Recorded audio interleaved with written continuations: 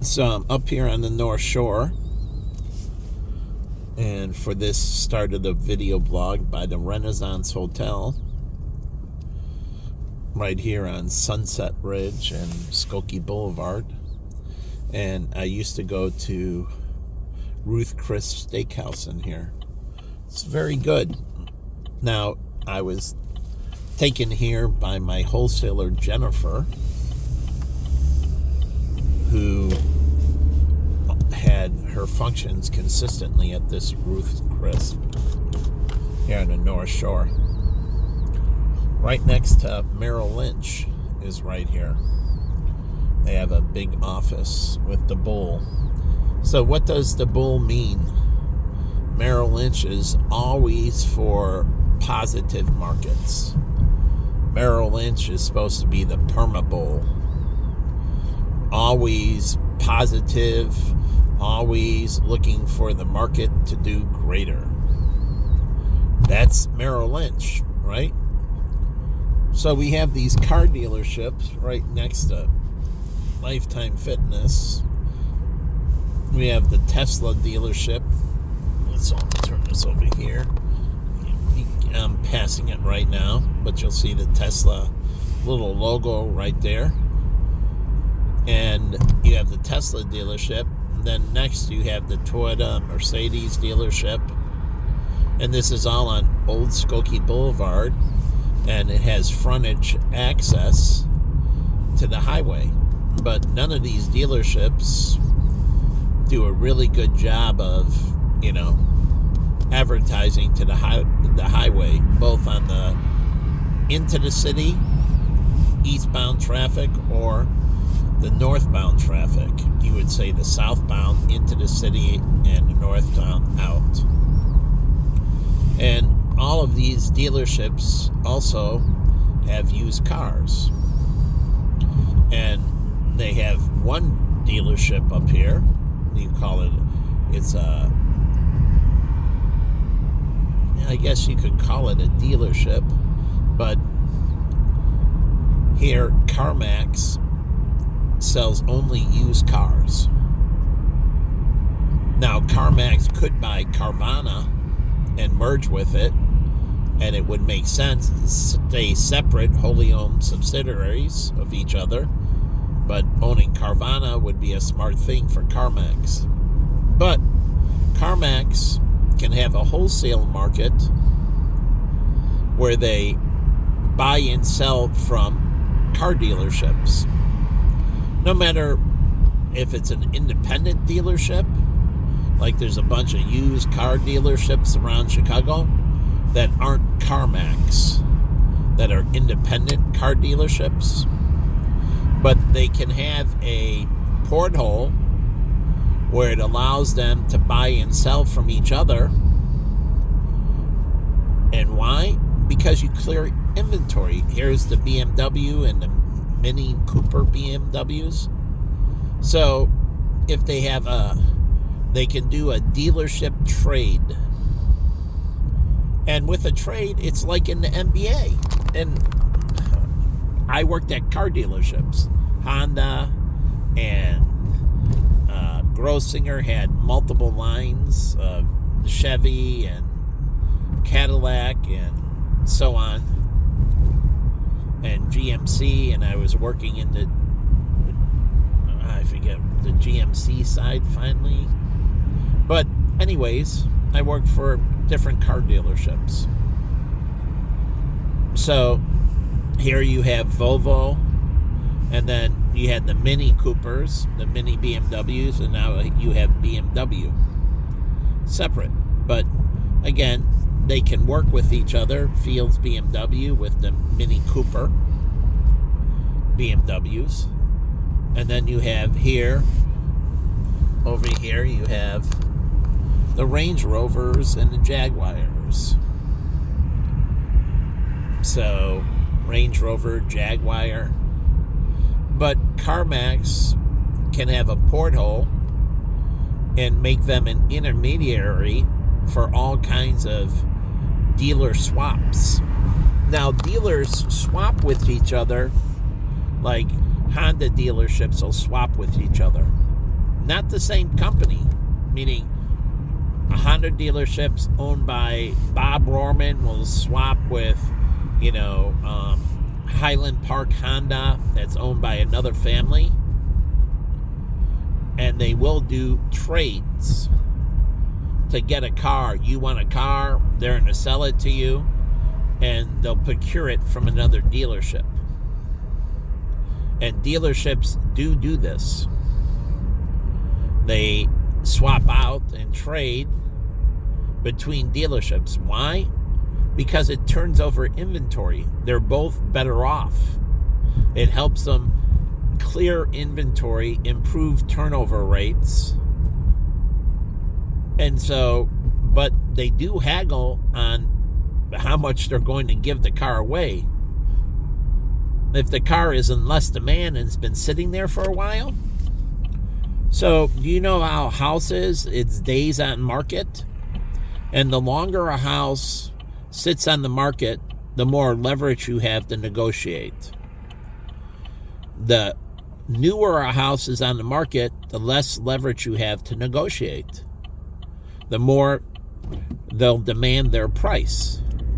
But the longer the property sits, the leverage flips to you if you're the acquirer. If you're the seller, having a high turnover rate, you move inventory. Inventory doesn't sit on your lot long, or you're a realtor and you move homes faster, then you're going to get listing price more. So they don't understand this. If you're a buyer, if you're a seller, you want a realtor with a good clearance rate. You want to know how long does their average property sit before they move it? How many days on market? Because if it sits for a longer period of time and that realtor takes a long time to sell a property, then you're not going to get anything close to what you initially wanted. You want to be with a realtor that's able to churn inventory quicker. But no one talks about that. I've been through real estate school numerous times. I dealt with realtors in my financial service business. I have realtor friends. And they don't know this. They don't know this. But turnover rates, you're looking at a realtor, you want to know their turnover rate. Whether they're going to list your property commercially or residentially, whether they're going to sell it or rent it. You want to know how quick they fill the slots. Like if you have a bunch of rental properties, you want to know how good they are, them and their firm, at filling slots. Because that's what you're doing. You're renting out these slots, even parking. Now, there's where realtors can get in.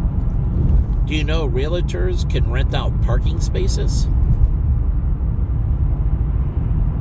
They don't, but they can. Mrs. Kim, my ex, Jennifer Kim's mother, she had several parking spaces as investments. She bought them and then she leased them out or rented them out, and they generated income for her plus some appreciation. But she didn't buy it for the appreciation. She bought it for the income.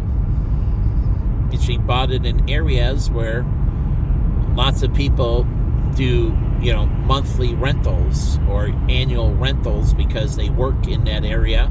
And so they park in these parking garages.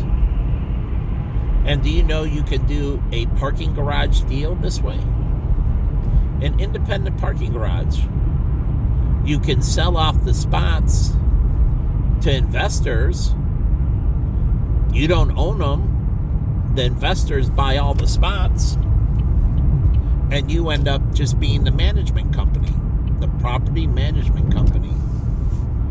So you sell them with a realtor, like you sell a condo. And it's timeshare. Parking spots are timeshare. If you understand timeshare, and that's what you're selling. Now, even downtown, when daily parking people, you're still doing daily, like they have the hotels that do daily or hourly, if anyone remembers those.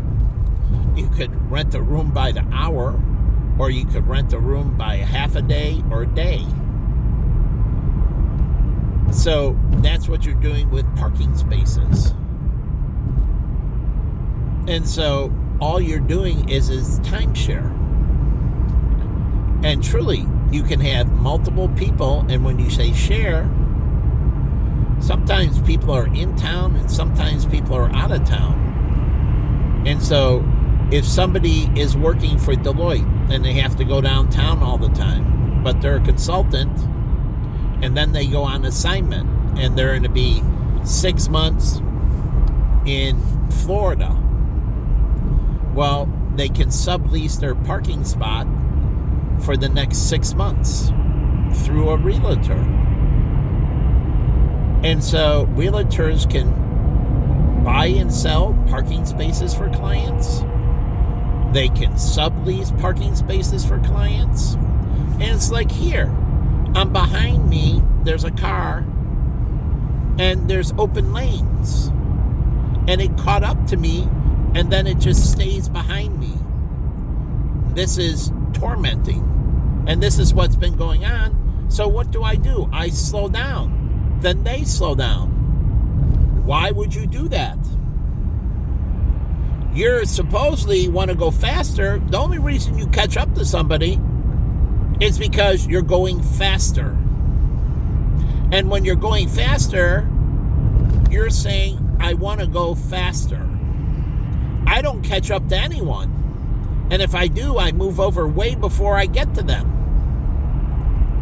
I don't sit behind anyone.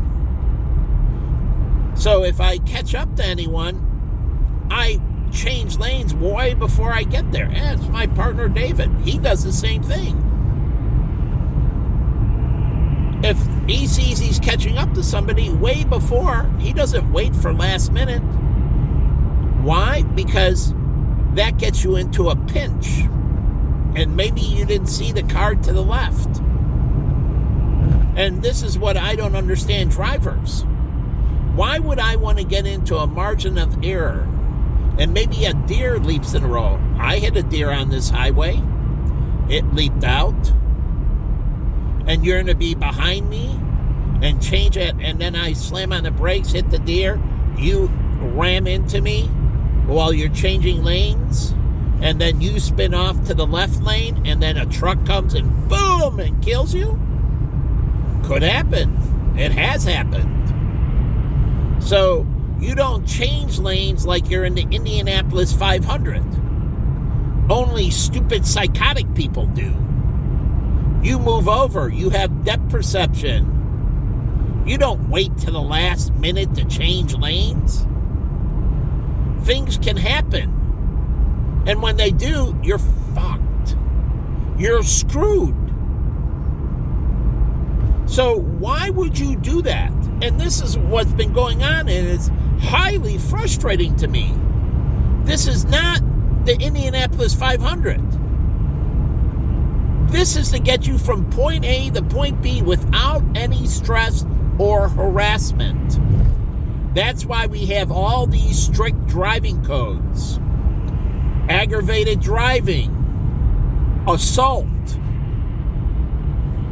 and battery when you hit somebody. But you can assault them with the vehicle. Not only aggravated driving is also assault. And if you hit them, it's assault and battery. And it needs to be charged that way. These people get away with driving improperly, but it's just like anything else, it's assault and battery. So make no mistake, I looked up the codes. You can charge them with assault and battery if they hit somebody. And if they come flying up on them, you can charge them with assault. You don't need to hit them for it to be assault. So they get aggravated driving and they get a charge of assault, which is aggravated driving is a traffic violation that can be criminal, but may not be. But assault is absolutely criminal and is considered a violent crime. And so is assault and battery. It's a more severe violent crime. So when somebody hits you with the car, or the police see them doing aggravated driving, they charge them with assault. It is a violent crime. So they should be going away for doing a violent crime. They're a violent criminal. No matter how you spin it, they're a violent criminal. They use their vehicle to create violence, which is terrorism. And they're domestic terrorists. So make no mistake about it. You should charge them as a violent criminal. Take it out of a simple traffic ticket and make it a criminal offense and charge them as a violent criminal. And that carries the stiffest penalties.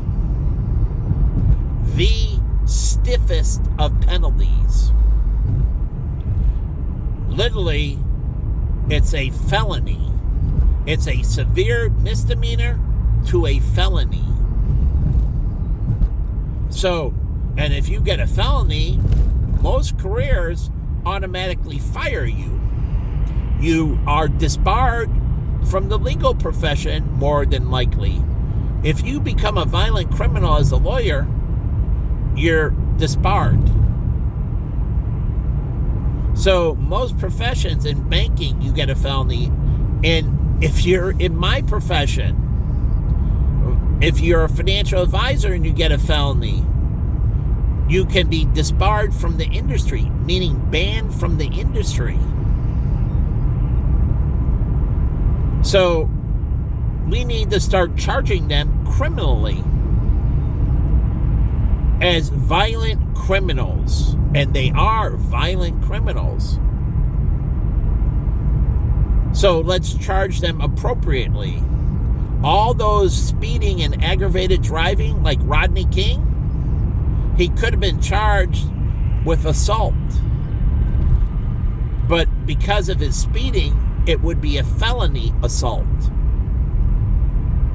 So Rodney King might have won a lawsuit, but it wouldn't have escaped him from the assault charges. It's different what the police officers did to him compared to what he did. He still has to pay for his crime. Rodney King would have been locked up in jail for a long time. He would have went away for a felony assault. And so he would have been locked up 10 years or more. So all those high speeding chases and that, you can charge them with a felony assault. And they go away as a violent criminal for a long time. Because they are violent criminals. So we need to move it out of the traffic spectrum into the violent criminal spectrum. If you want to stop people from doing all this, start charging them as violent criminals, not vehicular manslaughter, but manslaughter as a violent crime. So not vehicular murder, but premeditated murder 1. Because you do this for a gun, you do this for a sword or a knife, you do it for a car. You move it out of a traffic violation, which is lesser. Vehicular manslaughter carries a lesser charge. than manslaughter. So you move it and make them violent criminals. You stick it to them. You want to change their actions. And somebody driving a semi or a truck, like in France when they did the truck and they hit all those people, you don't want it to be a vehicle situation. That all the vehicle injuries carry lesser charges. But if you treat it like a gun or a knife or any other weapon, and if you're in a truck and do it, you're already got a serious felony, like the truck driver when I was going to Benedictine back, who on a rainy night that was overcast and no one was around, played chicken with me in a little Toyota, literally running up on me with his truck, terrorizing the hell out of me. And I had to escape him, and I did. And I got off the highway, but he was blocking the exit. So I moved over, he moved over, and then I moved over back another way, and I'm doing this in a really heavy rain and everything else, and I have to slam on the brakes like they do in Top Gun, but I did this, slam on the brakes, and he hit the brakes, but he couldn't slow down fast enough. I went behind him, and I was able to get over and get off the exit. He was blocking my ability to get off the highway. Every time I tried, he would prevent me. So once an exit passed, then he started playing with me again. Meaning terrorizing me with his semi. So that was a very traumatic incident for an 18-year-old. For miles and miles and miles of highway driving, he was terrorizing me, wouldn't let me slow down, playing cat and mouse. And he was having a good old time. So you need to treat these people as serious, violent criminals. Like the girl who T-boned me. She should have been charged with a violent crime. Assault and battery. She should have went away for 10 or more years.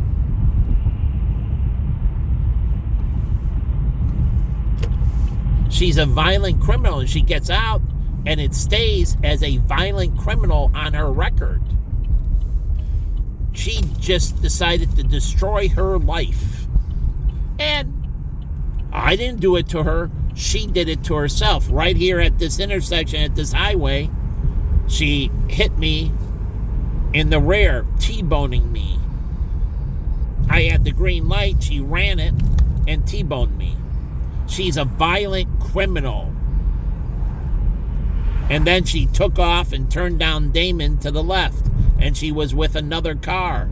They worked together. The car in front blocked me because I tried to avoid, but the car in front blocked, so I had to slow down. And when I did, she T-boned me. The car in front set me up. The second car T-boned me.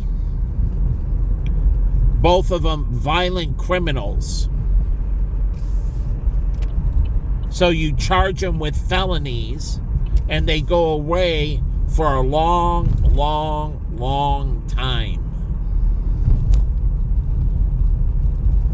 You need to stop playing games with these people and treat them for who they are.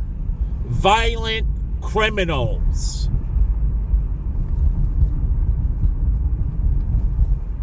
Pieces of garbage. True pieces of garbage.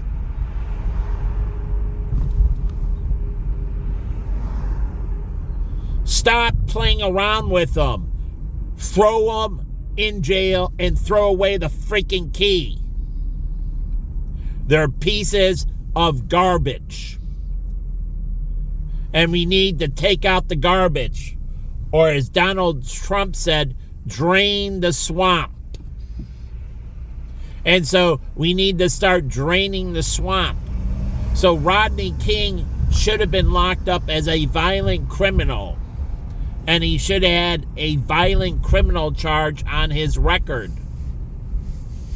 So he might have got money for the beating, but he would have went to jail for a long time, and he would have got out as a felon, as a violent felon. He got nothing, a slap on his wrist. Oh yeah, he got injured from the beatings, but that's separate. He had to pay for his crimes.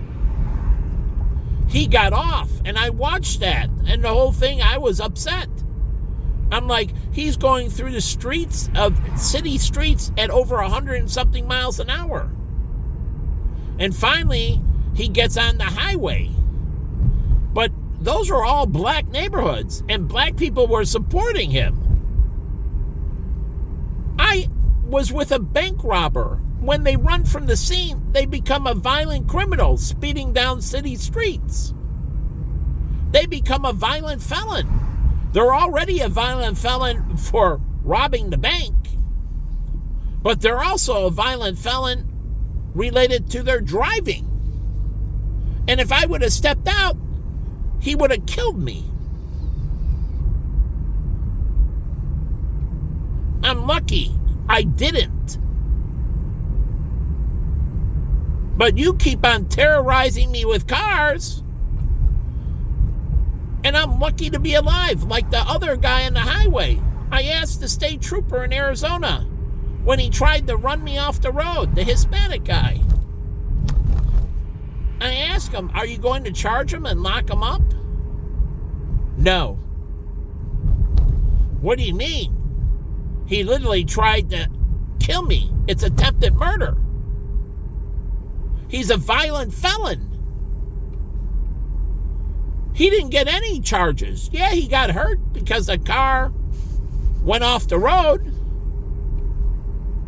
But he was a violent felon who just walked. He attempted to kill me. It's not if. He literally did. And he walked. And this is where all these people, the black people with the guns to my head, the Hispanics with the knives, yeah, white people with knives. And I'm talking in the past. All these people are violent felons. And somehow they just get to walk, and God watched. And he said, after my warning, he watched what you do with me.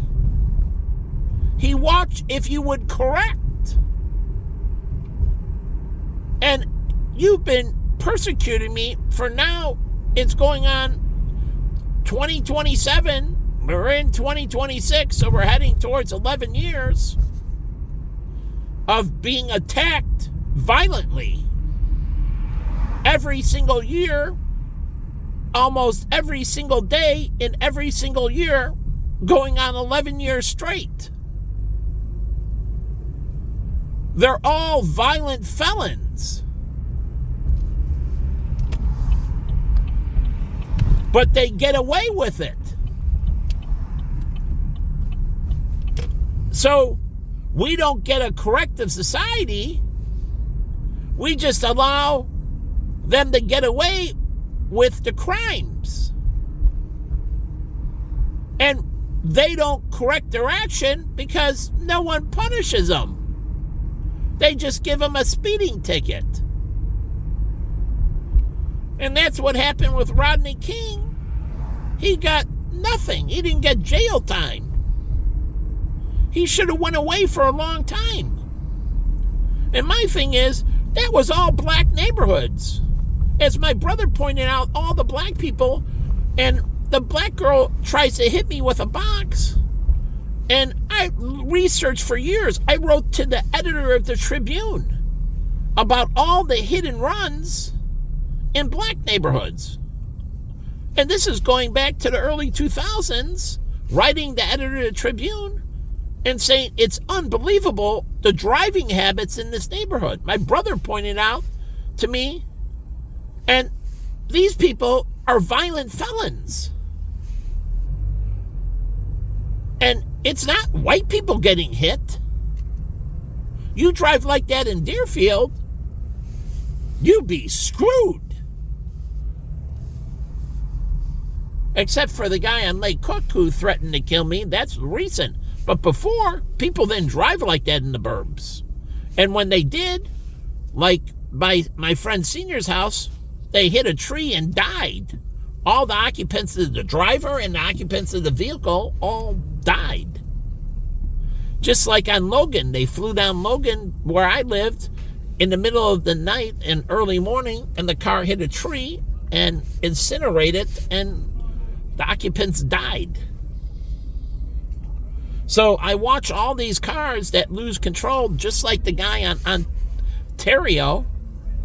He was doing 100 miles an hour on Ontario on a Friday night or Saturday night. I posted the video. And he hit, at the end, he lost control because it swerves to the left. He had to go right or left, and he tried to go to the left, and he lost control and hit a pole and shattered and died instantly. But 100 miles an hour down an incredibly busy street. And we'll go by Ontario because we're going to go by Soundbar. And all those people walking. He could have killed shitloads of people. If he lost control before, all those people at the electric company that sit in line right there on Ontario, that sit in line at the electric company, Y-Bar, or the other ones on the other side of the street, he was doing 100 miles an hour. And all those pedestrians were there. And he ended up killing himself. Thank God, no one else. But if he lost control in any way or somebody cut him off, that car flying at 100 miles an hour, it would have ended up inside of the electric company or Y-Bar. It would have crashed right through the wall.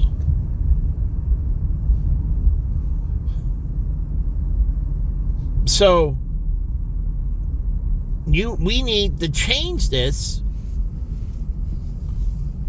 These people driving like this is insane. And they need to be charged as violent felons.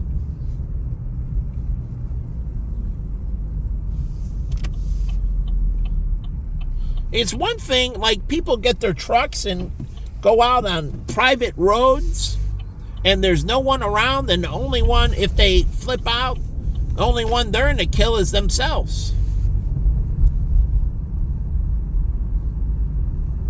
But it's insane. Now we have the Cocos, these food delivery drones, or package delivery drones. Well, now they add another thing in. And you have people driving like idiots. You know, the drones have to have more long range sensors. You can see with your eyes from a distance. I can see hundreds and hundreds of, I can see more than 100 yards. Clearly. How far can the drone see? How far can the drone see? And this is why you have to have cameras. So they can see like a human, and they can see people and things from a quite long distance. Yeah, if it's foggy and rainy and snowy like this, that's a violent criminal.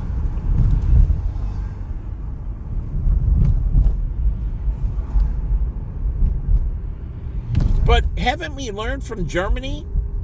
Haven't we learned from Great Britain? Haven't we learned from France? where they used the vehicles to kill tons of people, running them over on the sidewalks, running them over on the bridge. Yeah, because there wasn't any guardrails for the pedestrians. And so the car just got up on the sidewalk on the bridge in Britain and ran them over, then went down off and started running over people in the streets in Britain. And same thing in the Christmas market in Germany. Same thing they did. They used the vehicles in Europe to run over and kill tons and tons of people.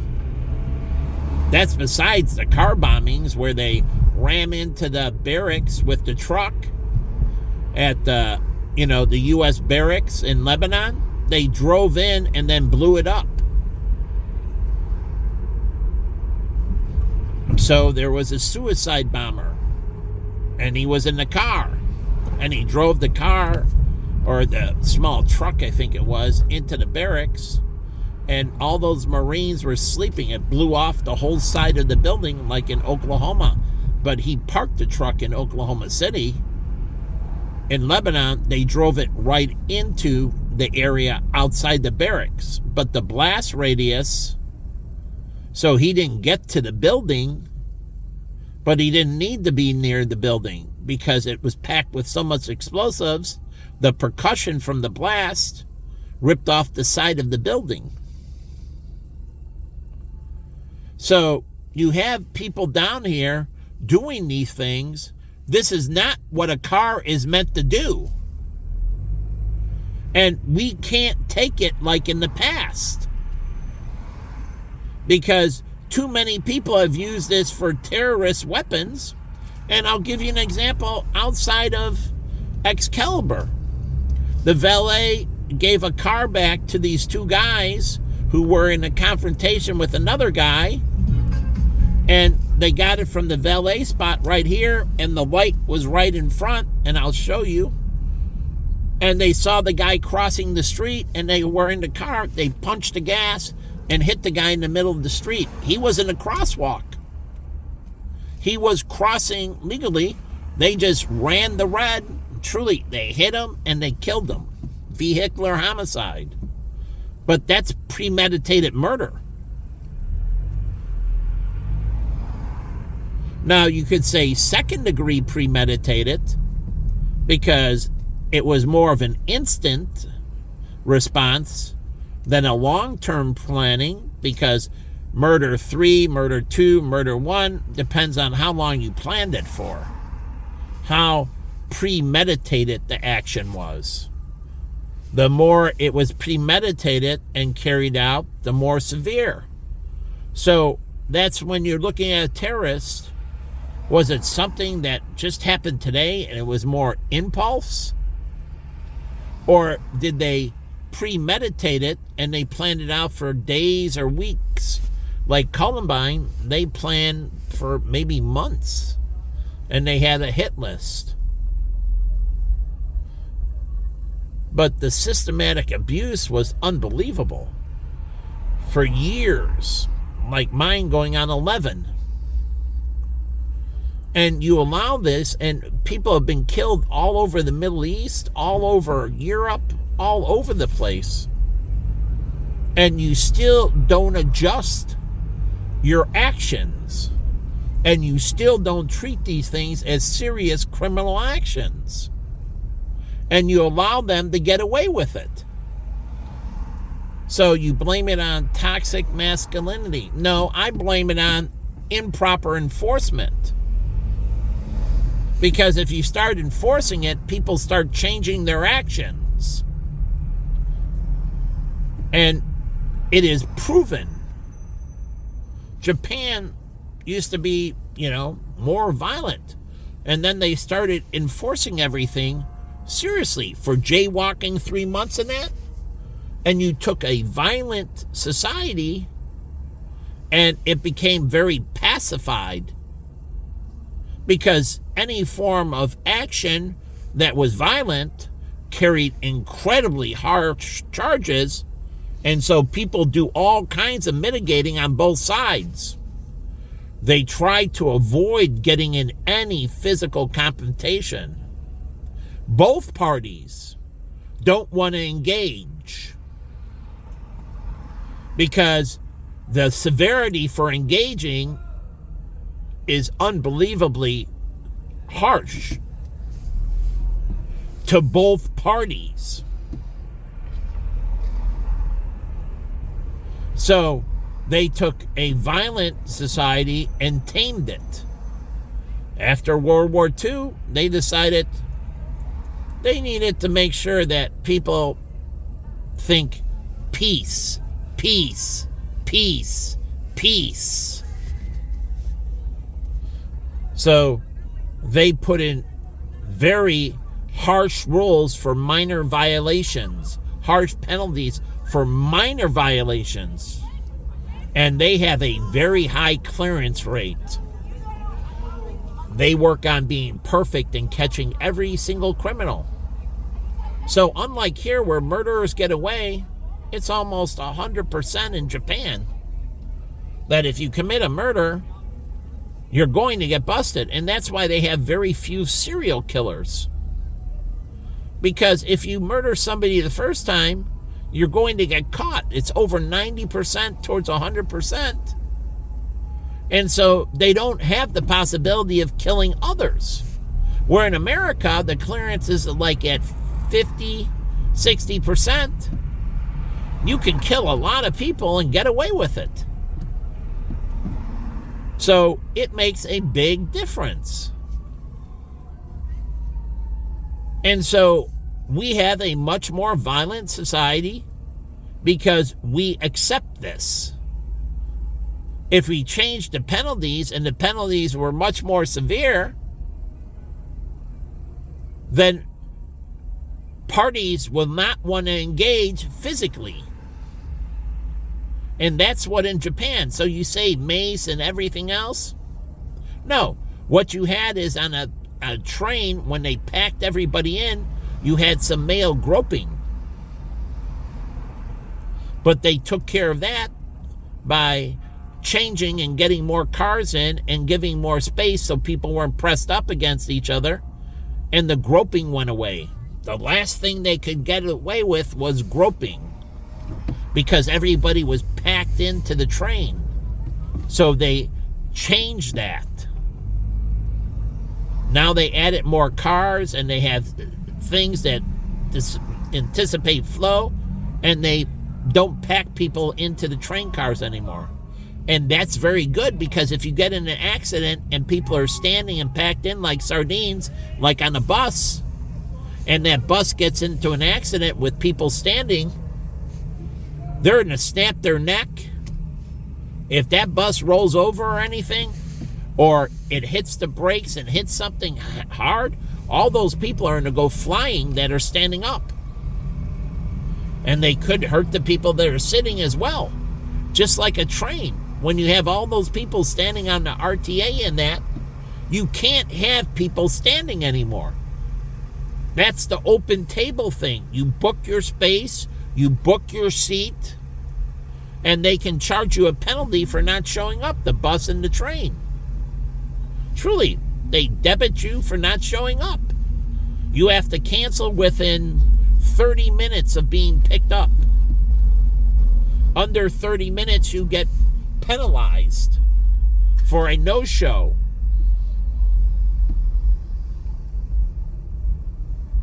So you can't have it. If trains crash, people have to have their seatbelts.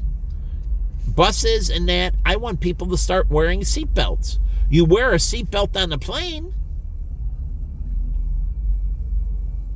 So why aren't you wearing a seatbelt on a bus or a train? They should be wearing seatbelts. Truly, and I know you got to get up for your stop and everything, but if they slow down and do what I said and stop before they enter the terminal, my friend Billy Deck's brother would be alive. The train stops before it enters the platform area, a total stop, and that allows people to get up, take off the seatbelt, get up, and then it moves slowly into the platform area. So if anyone, falls off the track, they can stop the train on a dime. So if anyone falls in front, so it makes a crawl through the platform area. And can stop instantly if somebody falls in front of the train. They move too fast through the platform area. So again, you have to separate it, and trains that are passing, they can't have access. There has to be a wall there, and they go on the other side, so there's no exposure to those trains from the platform. They have to have even a glass. You can put it up on the RTA. You can put up a divider.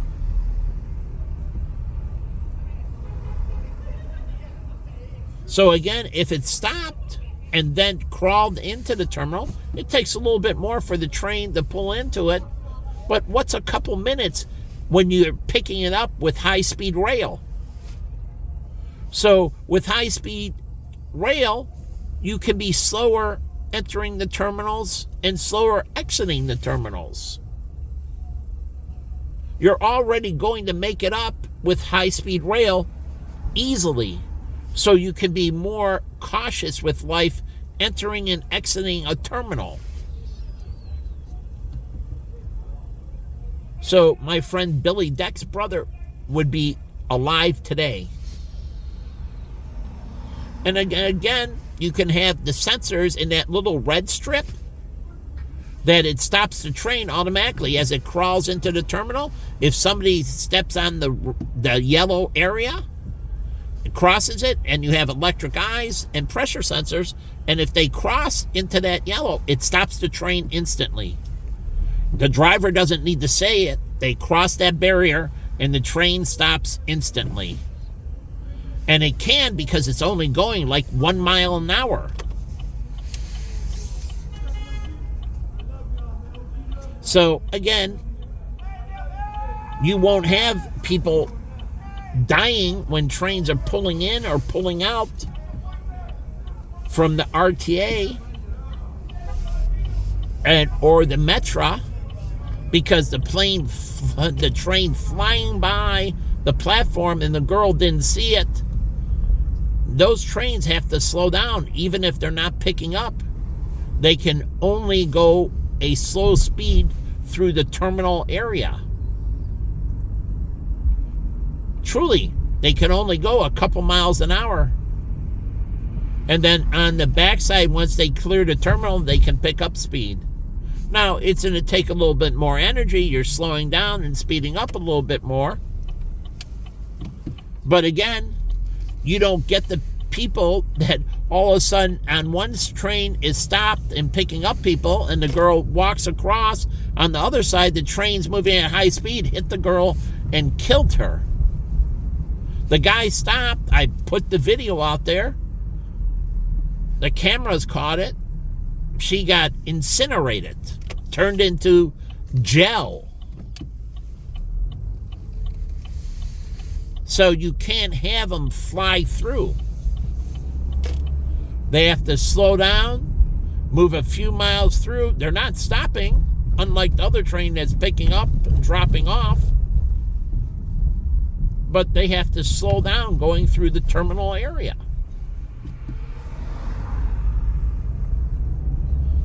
So safety first. So we make it up through the high-speed rail when they're out of the terminal.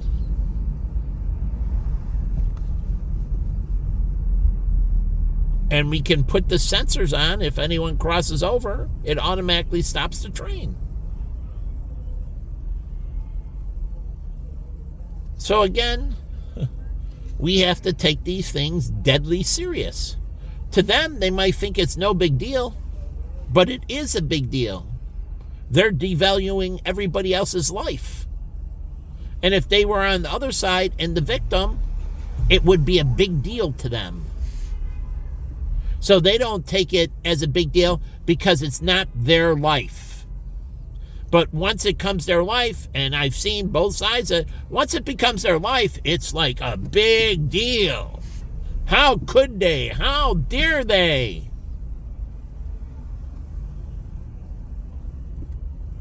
Truly. Once the shoe, and the Bible tells you, put the shoe on the other foot. Walk in the other man's shoes. Walk in my shoes. Pain 24 hours a day, 7 days a week. While I'm sleeping, I'm in extreme pain. While I'm awake, I'm in extreme pain. And it is very painful.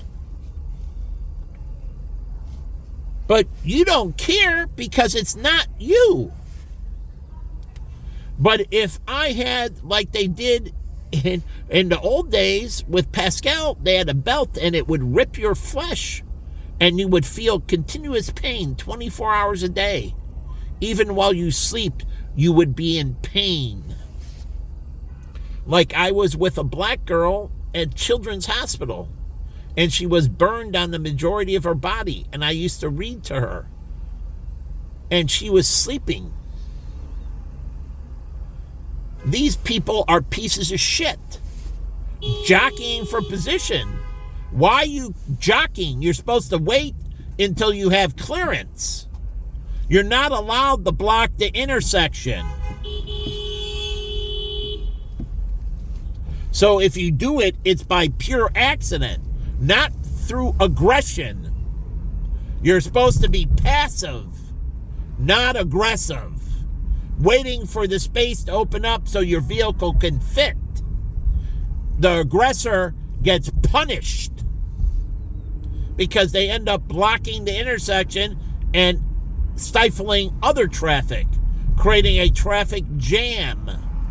But I'm sitting there reading to the black girl as she sleeps. And she was sleeping.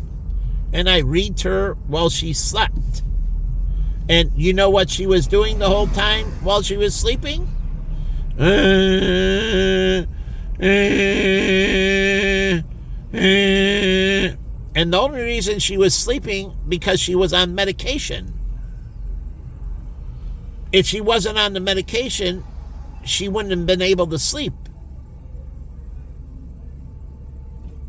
But she's there because she got burned on her body. As my friend John, who went through the rotations at Loyola, and he became a plastic surgeon, and he told me the one rotation that every day tore up his heart, and he cried and he couldn't wait till the rotation was over. And he is a very good surgeon. He cares deeply. The burn ward. And he couldn't wait till the rotation was over. Because every day he went home crying, he said.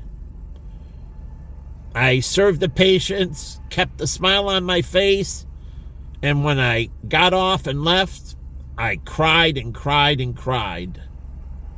And I couldn't wait till my rotation was over. I was crying every single day I worked. After I got off, I cried for them all.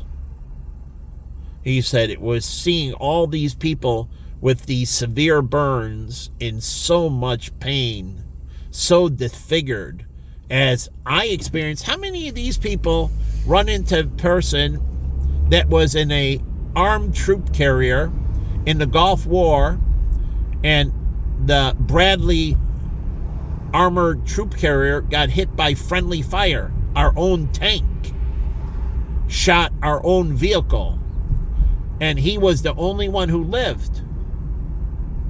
The shell hit it, and everybody burned to death inside. He was the only one who lived. His flesh melted. And he used to come in the dirt bags all the time. We took care of him and treated him, and I was very proud of the University of Arizona students. Everybody in the bar treated him, and also Mark and Gary and everybody treated him with absolute dignity and respect. Gave him 100% respect and dignity. everybody was super good to him. I watched. I would have beat their fucking ass if they weren't. But I was so proud. No issues. And he'd come in and he'd have drinks and he talked about all the plastic surgery he had. This was after he had all kinds of plastic surgery, and you can see the melted skin on his face still. Flesh was melting off of his body because of the intense heat. The skin was liquefied and he was melting. All the rest of them that happened to, he was the only one who lived. And he was already through several skin grafts and several surgeries and had more scheduled, but everybody treated him with dignity and respect. Absolute dignity and absolute respect.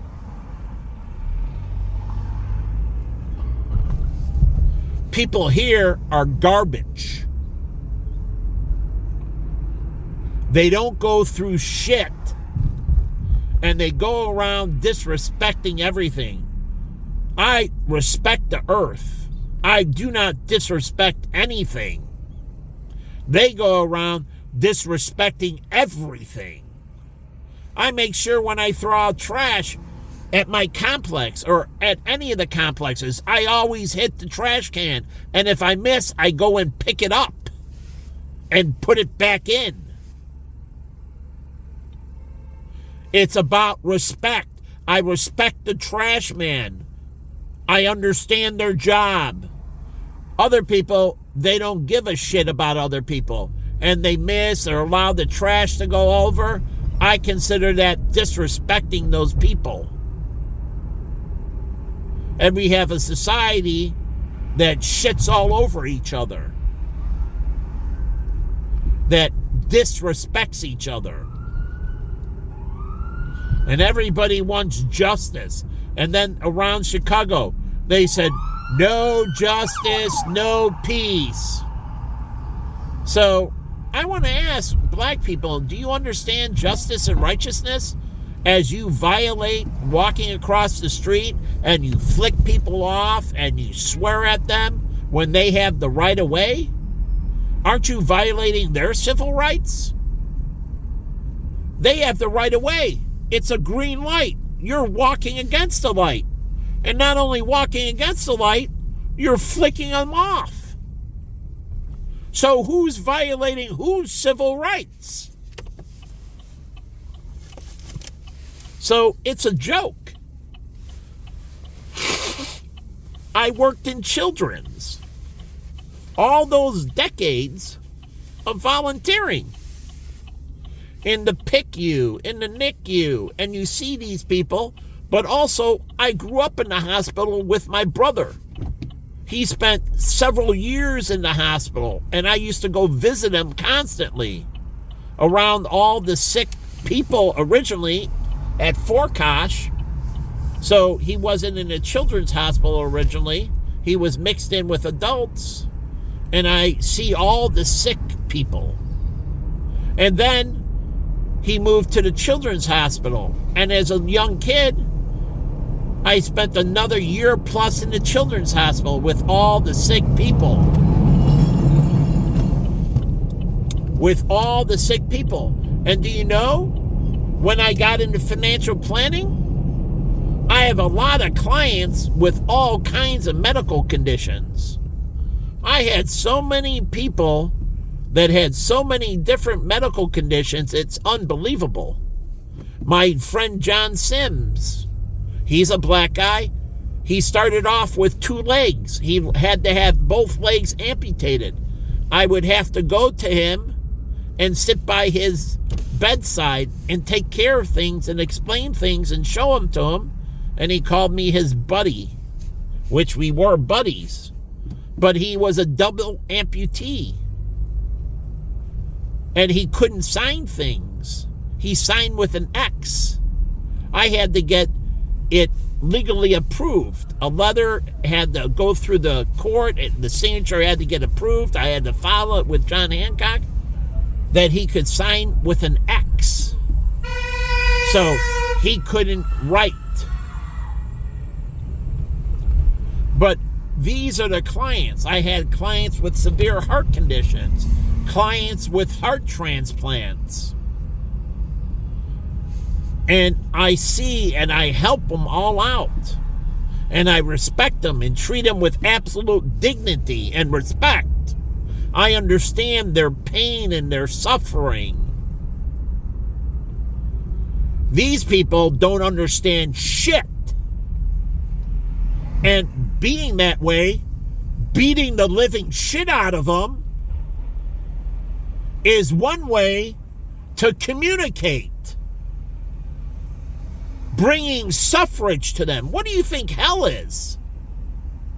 Since you don't have any understanding or pity, then you get it.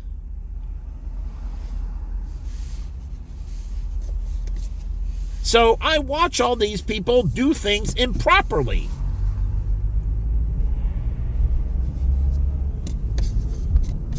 And it makes them pieces of garbage. But I've been spending time in hospitals. I spent time with orphans when I was a little kid. I used to hang out with a kid who was in an orphanage. And also, I found out he was turning 18. I was just in elementary school.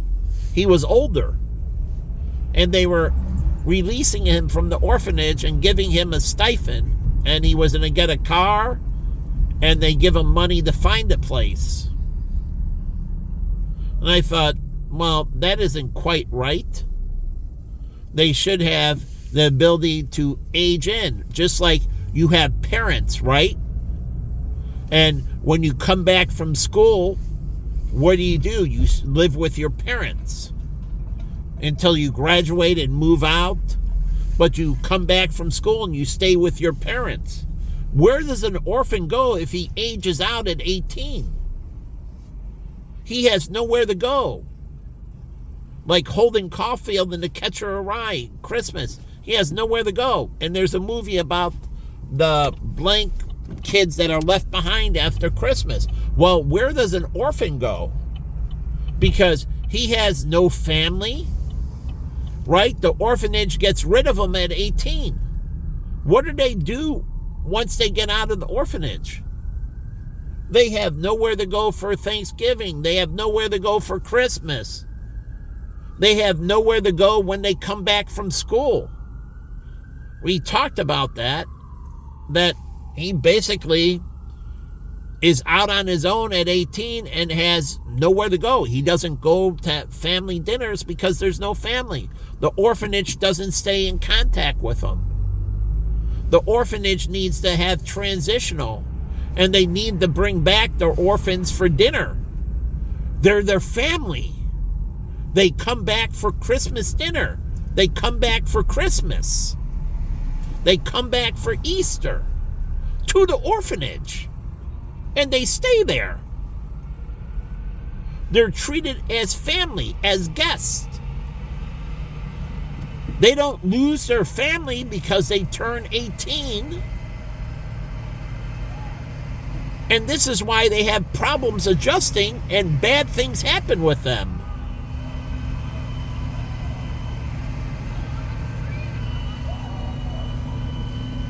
Because you cast them out. And they have nothing as they start into their adulthood. And that makes them very vulnerable to all predators.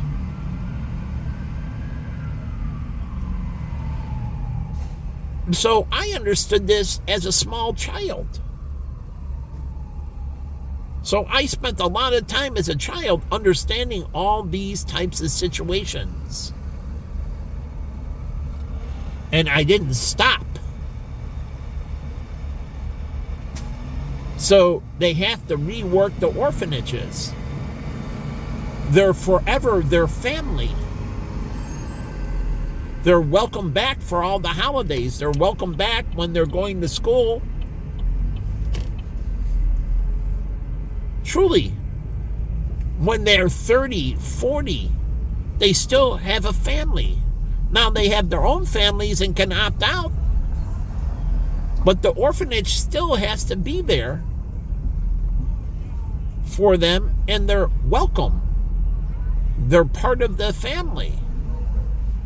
They don't stay at the orphanage, but they can come back for dinner, Thanksgiving dinner.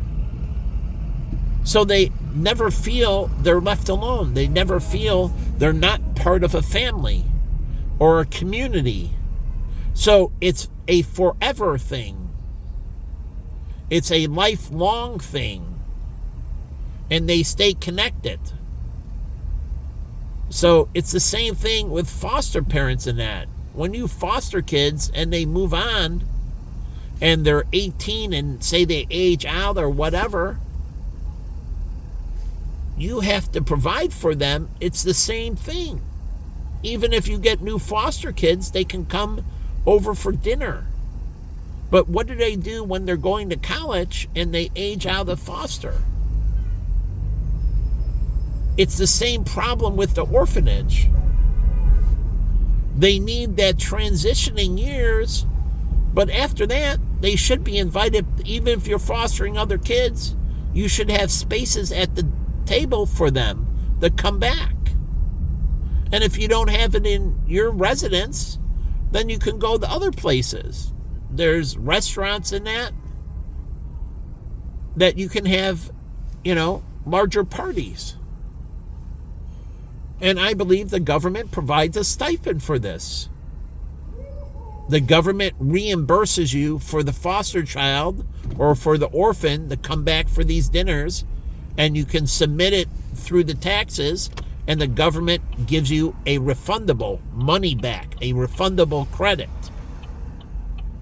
to cover the cost.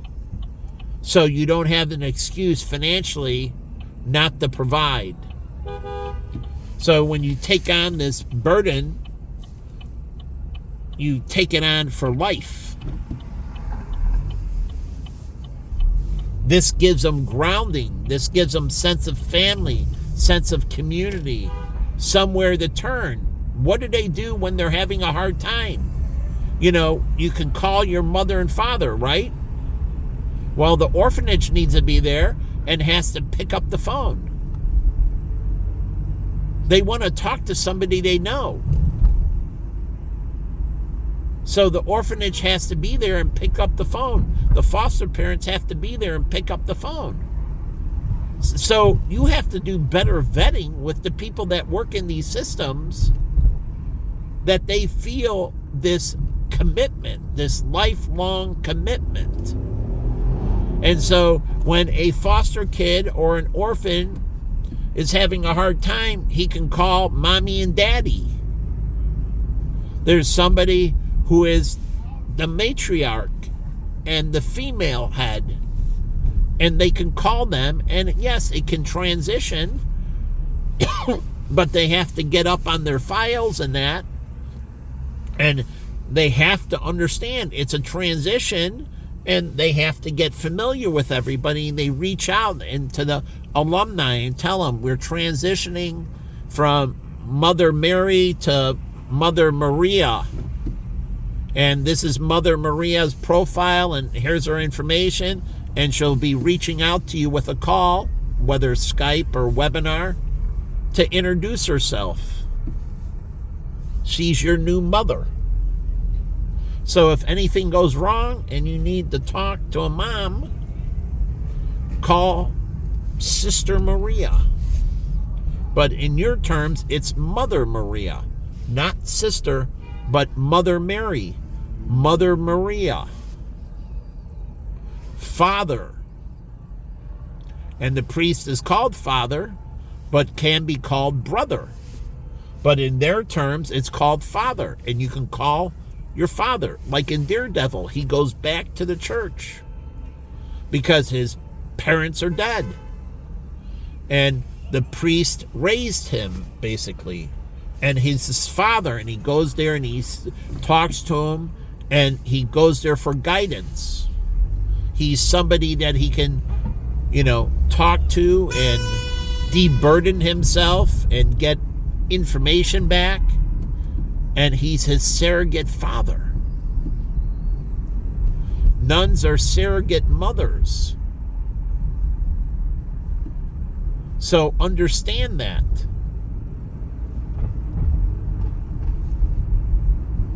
So we need to perfect these systems because these people don't get the proper security in life like this piece of shit.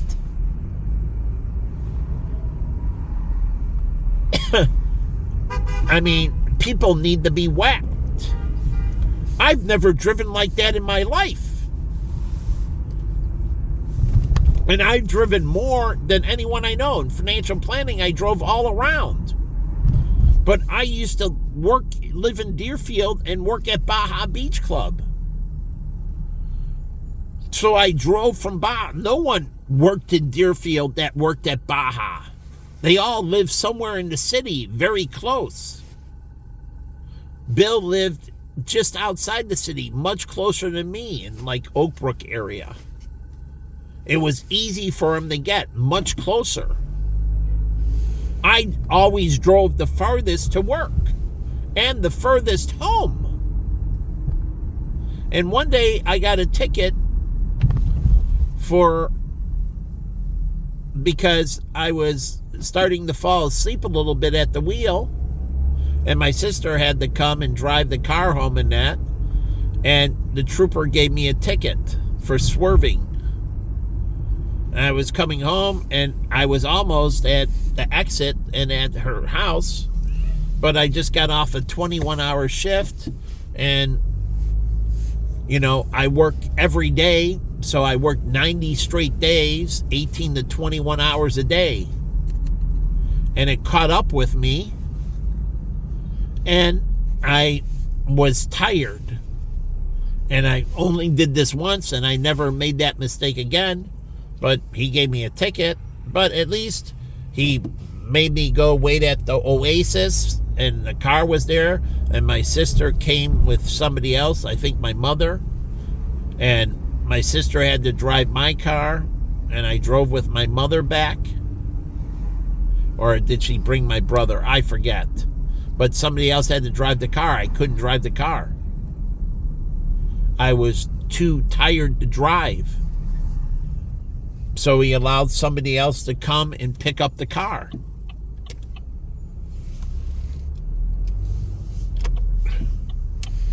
So, but I still got the ticket, working my ass off. None of these people drive that kind of distance. So it's like all these people, I commute much further than them. It's easy peasy for them. It's an extreme burden for me. And then they treat me like shit. So all those people I work with, they live really close to work and it was really easy on them. I'm spending hours in traffic, like when I worked in Vernon Hills. Sometimes I would spend 2.5 hours in traffic from the city going all the way up to Dempsey Financial in Vernon Hills. Sometimes it took me 2.5 hours to get to work. Commuting. 2.5 hours. Then to get back in the city, anywhere from an hour and a half, sometimes to 2.5. Working in Vernon Hills, sometimes it cost me 5 hours. 5 hours a day in commuting, rush hour traffic. So I would stay late and leave earlier. That way I wasn't in traffic. So I had to get up, and what happened? I was forced to work longer hours. But it was better working longer hours and being more productive than sitting in traffic for 2 hours each way, or 2.5 hours. But these people don't go through shit. 5 hours round trip.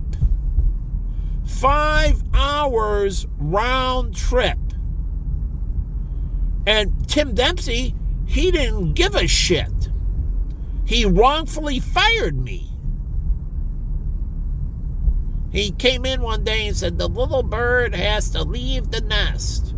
He screwed me.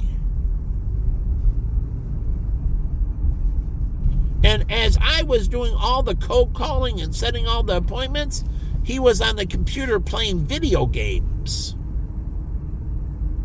as I was busting my ass.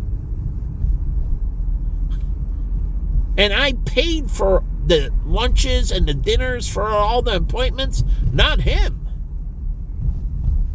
I paid for the parking and everything else. It's like with David. Originally, I paid for all the parking. I paid all the gas. I drove to all the appointments. He never gave me a penny for gas. Not a penny for wear and tear on the car. Not a penny for parking. I ate out all. Not a penny for all the tolls. He didn't give me shit. And then one day, he tells me he wants a reduced payment with KJ. And I told him to go fuck himself. I'm doing more for you. Everybody I work with wanted him terminated. Even my boss, Nick, wanted David fired because he was doing outside business activity, his bank consulting. He wasn't cold calling. He wasn't following up on orphans or firm clients. He wasn't processing paper. He wasn't setting up appointments. For years, I was with him and I did everything. He got 50% of money management, minimum 20% on insurance. And if he did anything like show up to the appointment, he got 30%. It was on a sliding scale. But if he never showed up or did nothing, he got 20%. And he would all day sit there doing webinars and so on. And then we would go to like a Prudential. And we go to a lunch and learn for some wholesaler.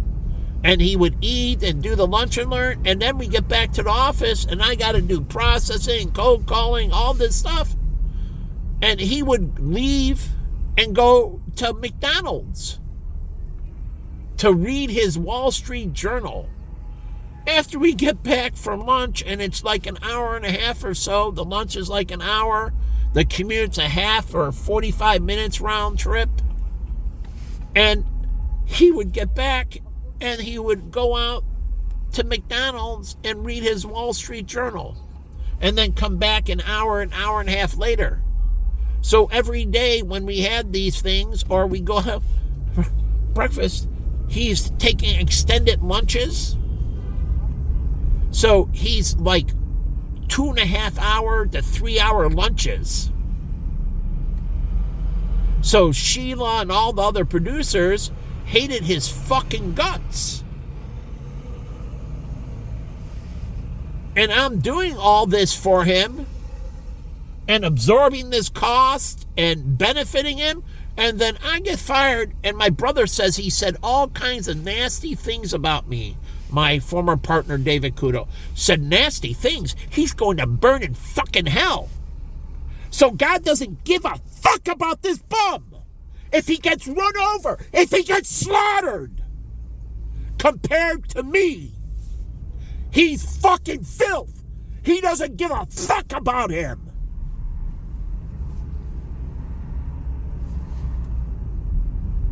He's a lazy piece of fucking scum.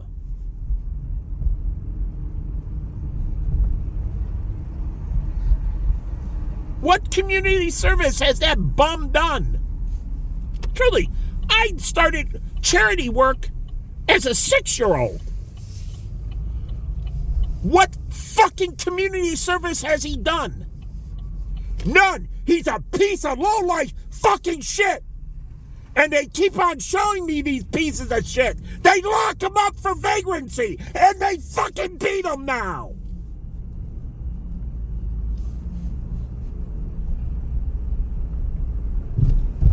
Fucking deadbeat pieces of shit.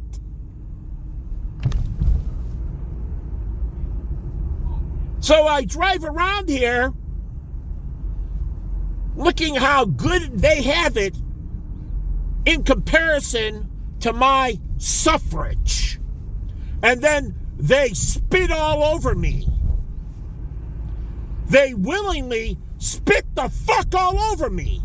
They beat me, they torture me, they deprive me, they lied to me. They fucking drive me crazy. So I believe they need a come to Jesus moment with a fucking billy club. These deadbeat pieces of lowlife fucking shit.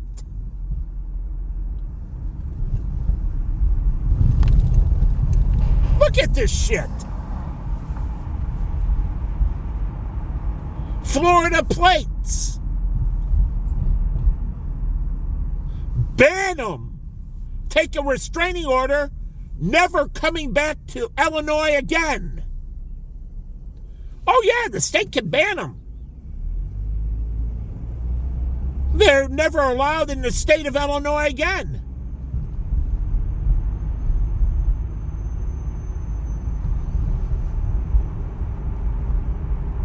So if you disrespect, you're never allowed back.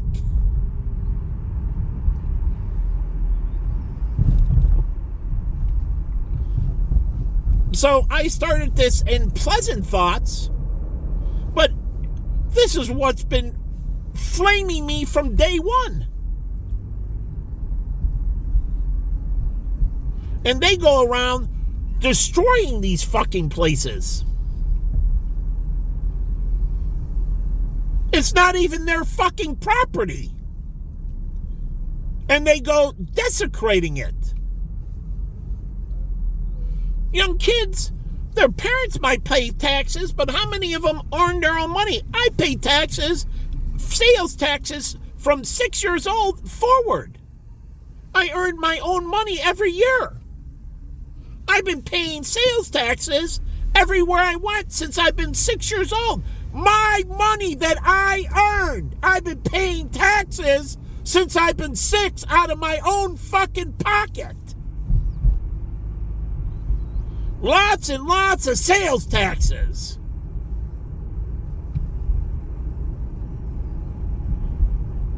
So most of these kids, they don't pay any taxes. Their parents give them money.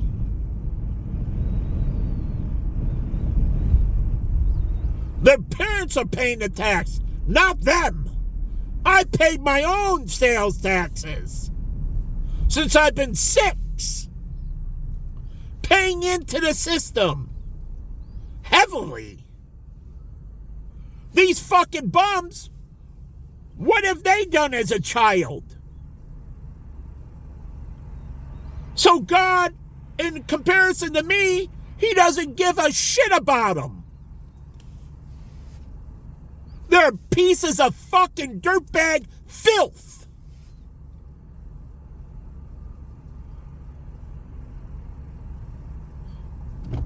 And they don't lock them up and put them away.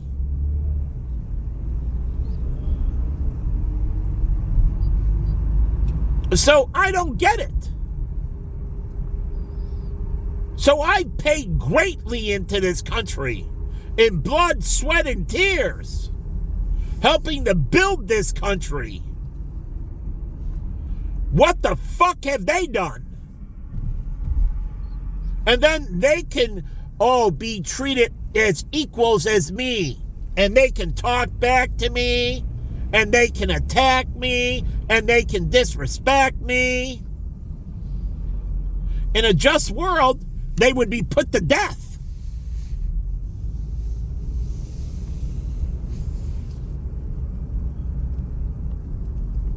But truly, no justice, no peace, right? That's what the black people were saying. Well, that's what I'm saying.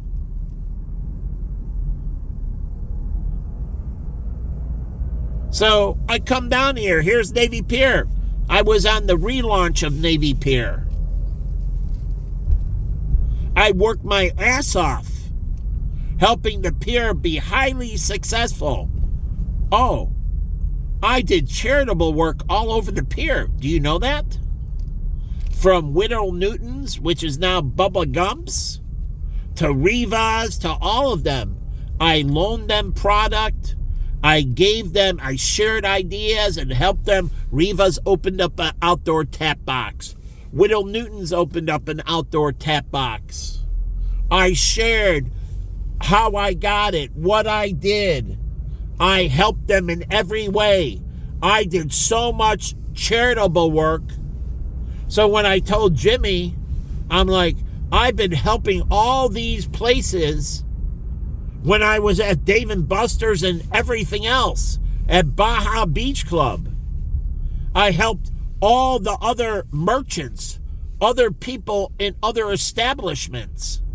I would give them intellectual properties, help them work out their P&L, understanding packaging their wells and everything else. I've been doing so much industry and non-industry charitable work, it's unfreaking fathomable. So I wasn't self-absorbed. I was helping everybody else trying to make a greater Illinois, a greater... I did the same thing when I worked at El Charro. I had friends that worked at the different places. Or when I was at Bags, I helped friends at other places that had other establishments in Tucson. Sharing my expertise with them, my experience. I was a manager in high school and managing Sbarro's as a high school. And I managed 20 and 30-year-olds. And I was in high school and I was the boss. And I learned from a true Italian pizza maker. He came over from Italy. He spent his life making pizzas. And he taught me bafangu. That's F-U in Italian. And you flick. Here, I'll show you. You go like this with the chin. And you say, bafangu. Bafangu. That means F-U. And then if you really do it, you flick and you spit on the ground. But I don't believe in the spitting part. That's even more severe. How pissed off they are. But I learned from him. He used to toss pizzas and how he was so fast and so good. It was incredible. He taught me a lot. But I was still his boss. Why? Because I was more responsible than him. I was more responsible than him. He used to kind of play around and not take the job as serious. I took it serious. And so I was his boss because I took it seriously and I did things with more perfection. I became his boss. Not him being my boss, me being his boss. And he had no problem. They had no problem that me, a high school kid, being their boss. We got along great. I made their job easy. I made their job easy. I took all the heavy lifting. They didn't have to worry about so many different things. I made all the dough. Truly. I did all the dough. I did all the knitting of the dough. I made the calzones. I made the meatballs. I made the pastas. I took a lot of burden. I was highly active. I did the cash register, setting up the salad bar and doing all the hot bar and all that. They had to focus on making pizzas. And I set up the pizza making line. I shredded the cheeses. I mopped the floors. I cleaned all the dishes. I counted down the drawers and did the deposits. I did everything. So they had no problem with me being their boss. Because the other way around, they would have to do all I did. So they had no problem with me telling them what to do and when to do it. And I wasn't an idiot. I knew exactly what I was doing. I studied the clients. I studied the business. So I don't get how these people have any right to disrespect me in any way, shape, or form. I used to know everybody. My friend Stevie runs all the Rock Bottoms, which was right here. I don't know why we don't have a Rock Bottom here anymore. It's a great establishment. We had our first high school reunion on the second floor. Deerfield High School reunion, first one on the second floor of the Rock Bottom. This is what black people talk about this country and their civil rights.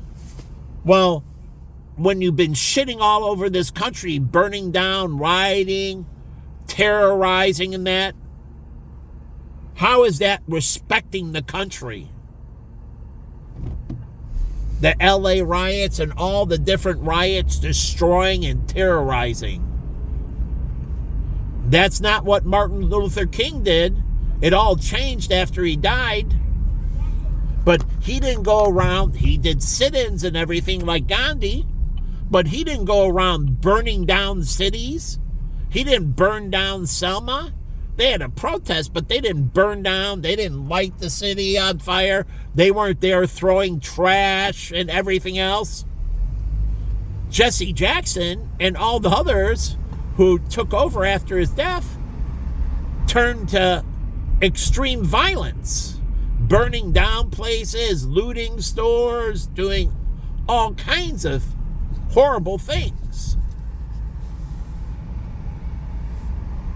So what turned in a passive movement turned into a violent movement and just kept on getting more violent. They added the Black Panthers in that. They burned down the whole block in Philadelphia. Highly armed conflicts. And the Black Panthers, they robbed banks. With Patty Hearst was one of them, but they were bank robbers. The Black Panthers, fighting for black people's rights, they did armed robberies of banks. They were violent criminals. They robbed banks. They stuck up liquor stores. They were armed robbers. They were violent criminals, the Black Panthers.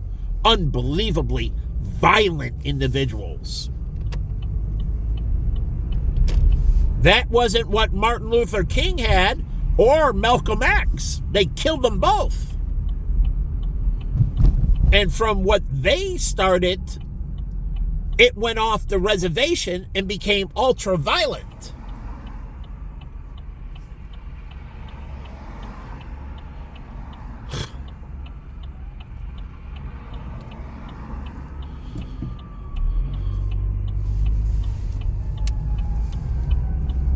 So the 60s started getting ultra-violent. So that's what Louis Farrakhan and all the rest and Jesse Jackson brought in.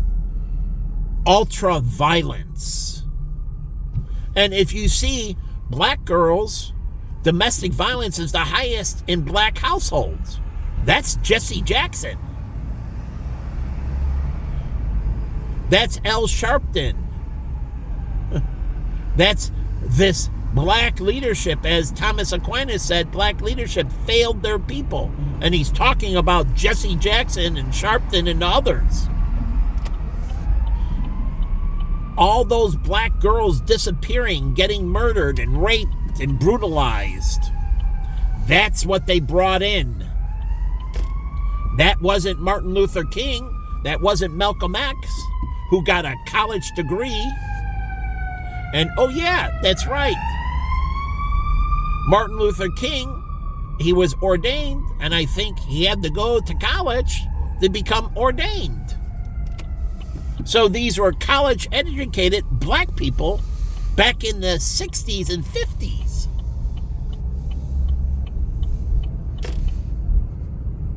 So they have all this like praise Jesse Jackson, I spit on his grave. He brought in hell. And he turned things to ultra violence, and it spread to every community. It went from inside the black community to the Hispanics to every community around. And going into the Hispanics, well, let's talk about the gangs and the cartels that are ultra violent. That they decided that you had to kill people to get in. They moved to extreme violence, and who was that? Killing females. Yes, because these were male gangs, their victims normally were killing females. So they were killing a lot of females for gang initiation.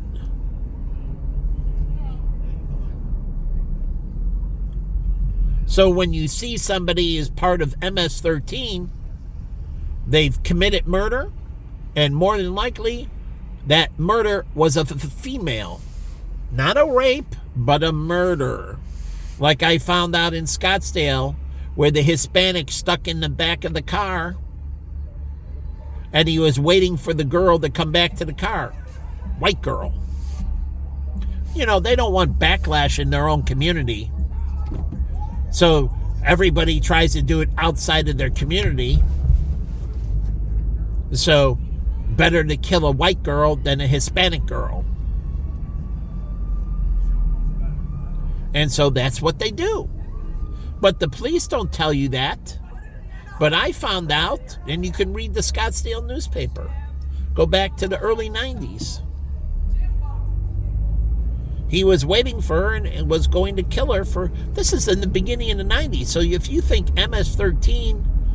and this, and I don't know what gang, but they've been doing murders of females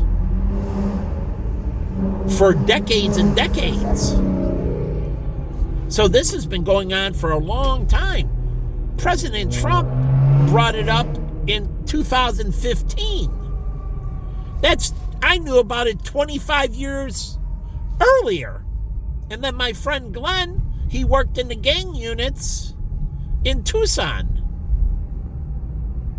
He's an ex-Oakland Raider who turned police officer. He was a football player. He played for the Raiders. And he became a police officer. And he was going against gang activity.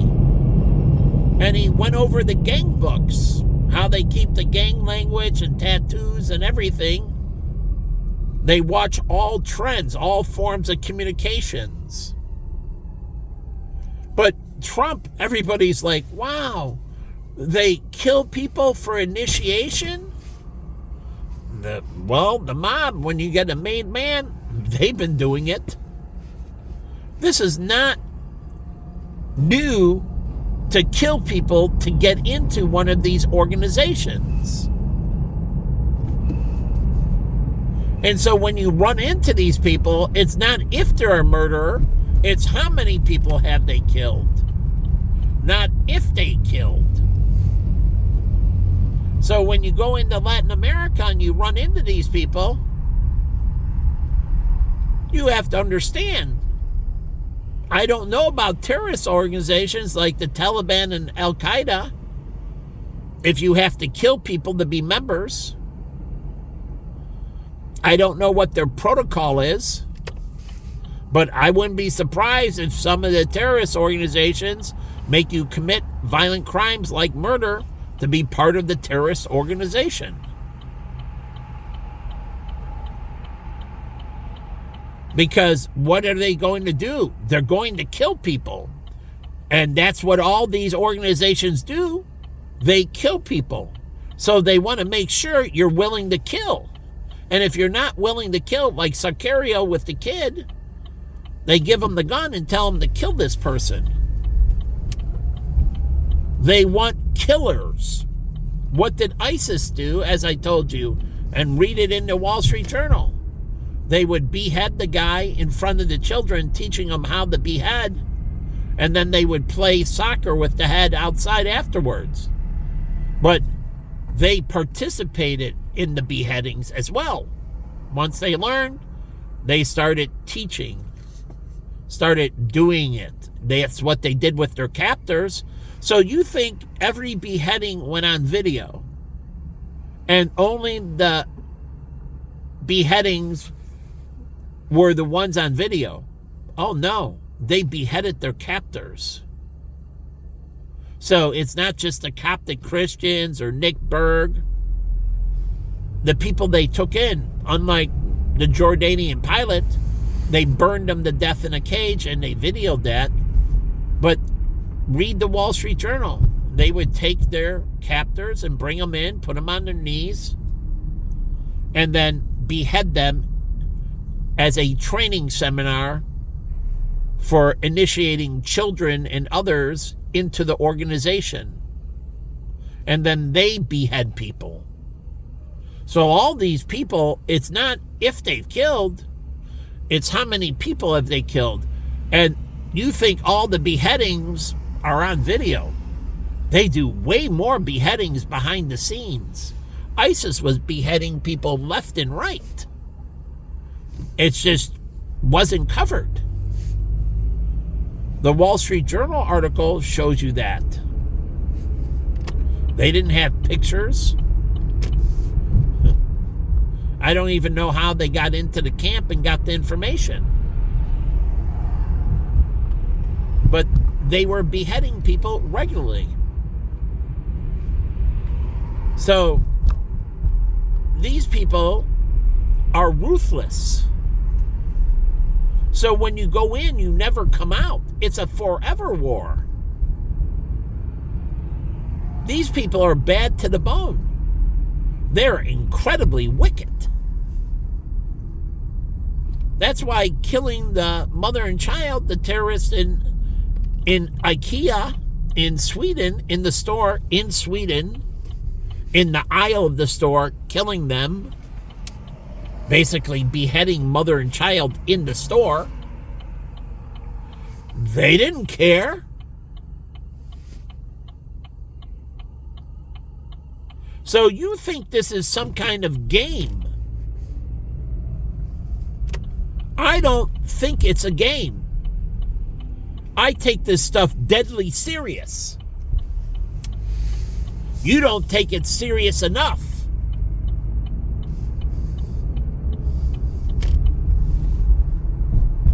So it's not a game.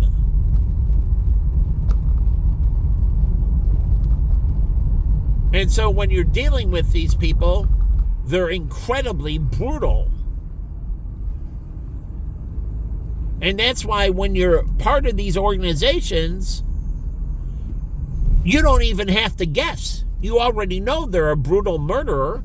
They're a brutal, violent felon just by being in association. They're incredibly brutal. I learned that from the mafia as a child. They're not people to be trifled with. As you watch The Godfather, they show you they're brutal killers. But it's true. They blew the guy's brains out for stealing by my house, and then they cut up another guy and stuffed them in the trunk in St. Louis. And they opened the trunk, and it was a dead body that was a gang hit. Not a gang hit, a mafia hit. Both mafia hits, people put to death in my neighborhood. One stuffed in the trunk, another brains blown out in the alley. So, you got to understand, these people are brutal killers. And they won't hesitate in taking your life. So it's not a game.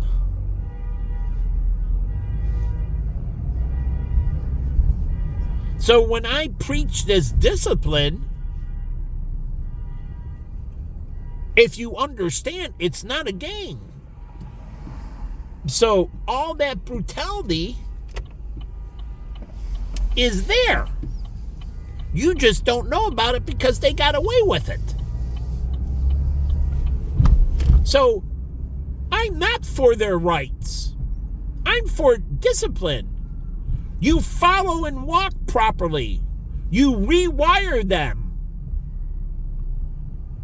You're allowing them to go off the reservation. In Japan and Singapore and Taiwan, they don't allow them to go off the reservation. They teach them to do things correct, whether they want to or not. Whether they want to or not. They don't let them get away with shit. That's how you have 40 million people living right next to each other. And my friends lived there. White people that I'm friends with that went over lived in Tokyo and everything. Went out. And they lived in communal living. And yeah, they have these little tubes they sleep in and everything. These tube hotels. But people are highly respectful and disciplined of each other. And if you act out, you're greatly shamed. And everybody wants to, like, oh, it's a bad thing. No, it's not. It keeps everybody in line. So you don't have a violent community. Here they drive like they want, they cross what they want, and you wonder why America is so ultra-violent. Because you let them do whatever they want, whenever they want.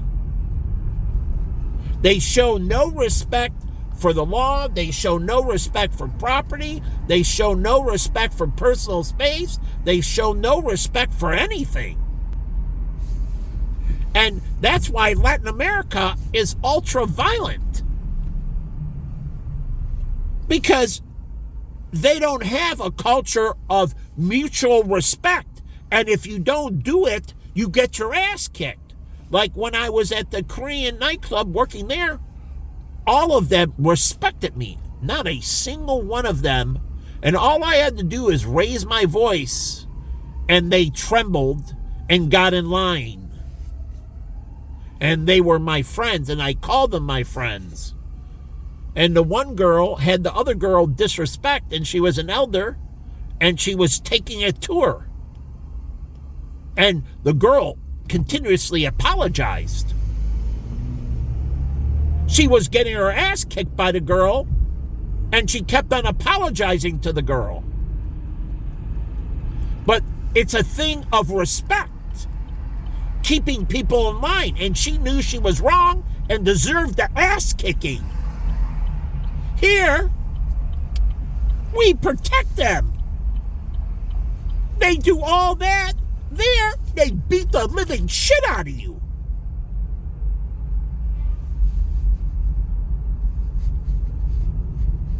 So, it's a big difference. We allow people to trample all over each other here.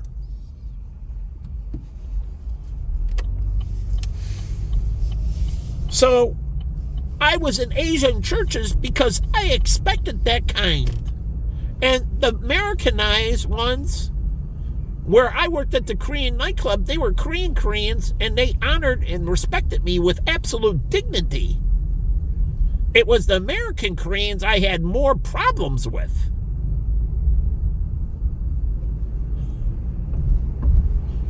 Because they were Americanized, they lacked the discipline.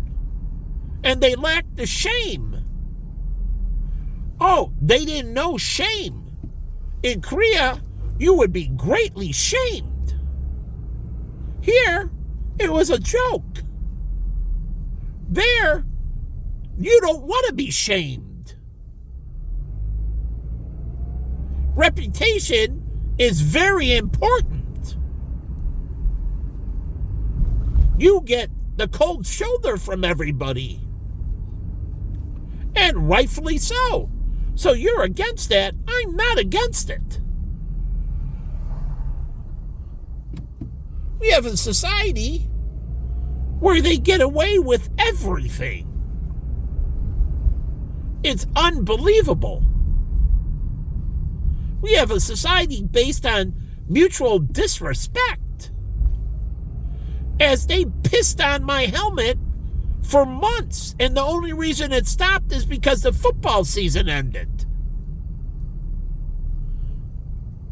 How many people have gone through this? And I couldn't kick their fucking ass. And I could kick their ass. But the school frowned on violence. And they didn't stand up and take it to them.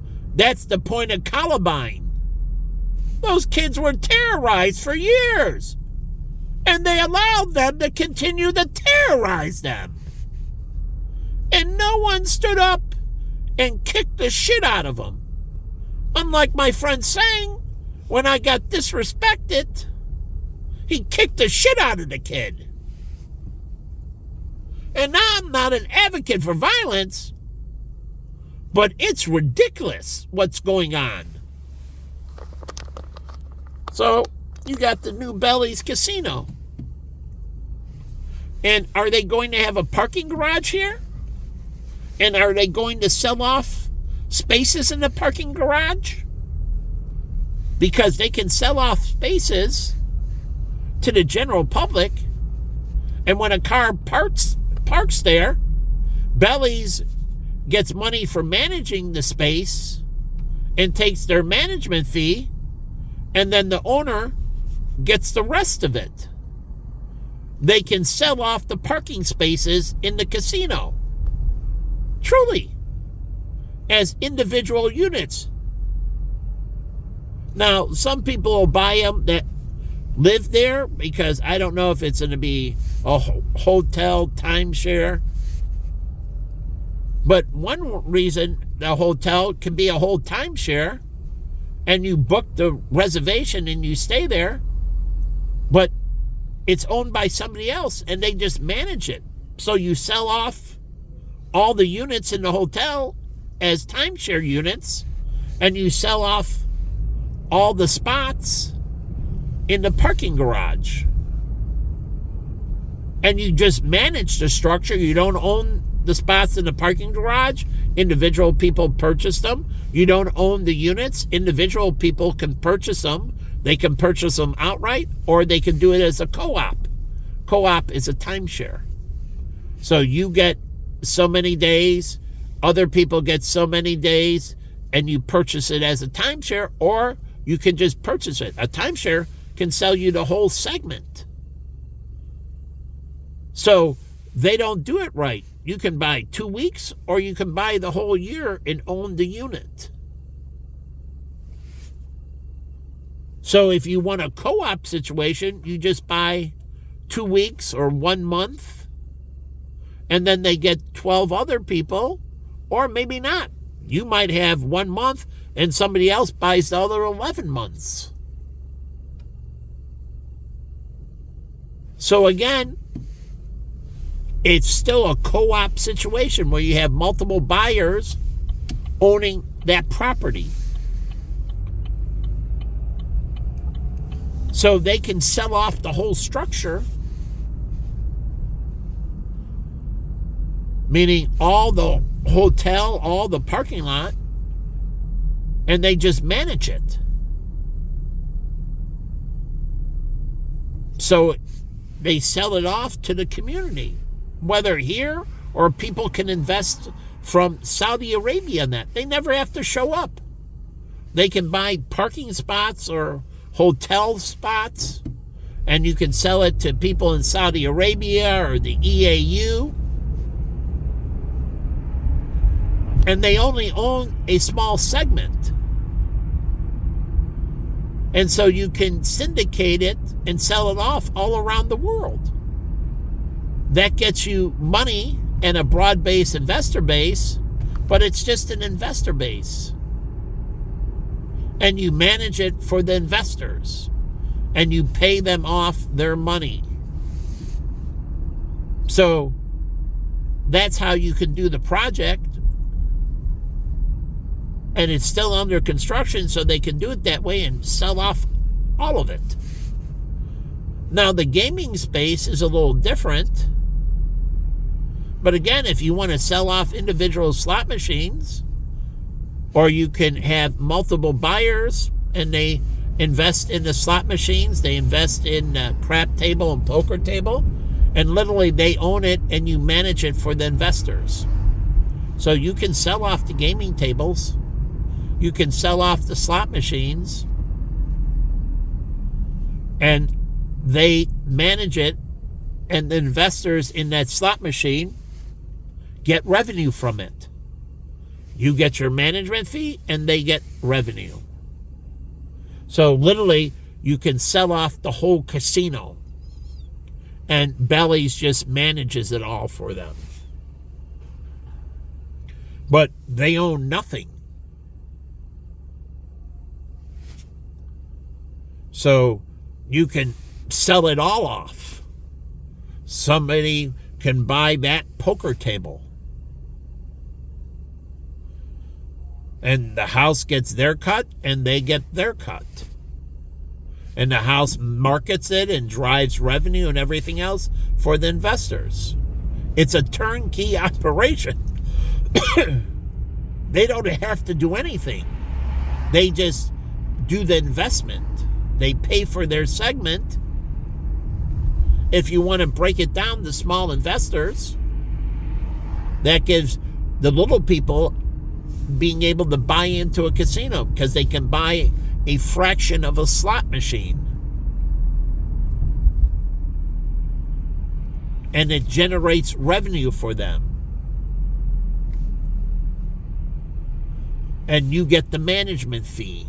You got to do maintenance and everything else. And you do all of that.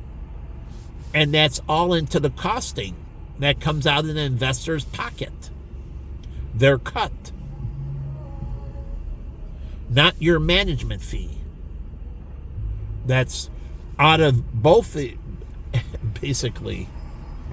But again, you can do that and you can get small investors. So you can sell off the whole project. But again, like I said, the parking spaces and all that can be sold off to investors. And it can generate revenue for them. And this can all be put into a real estate investment trust. So that's the parent that controls this stuff. But again, there's a lot of ways you can do it. You have to find out what works.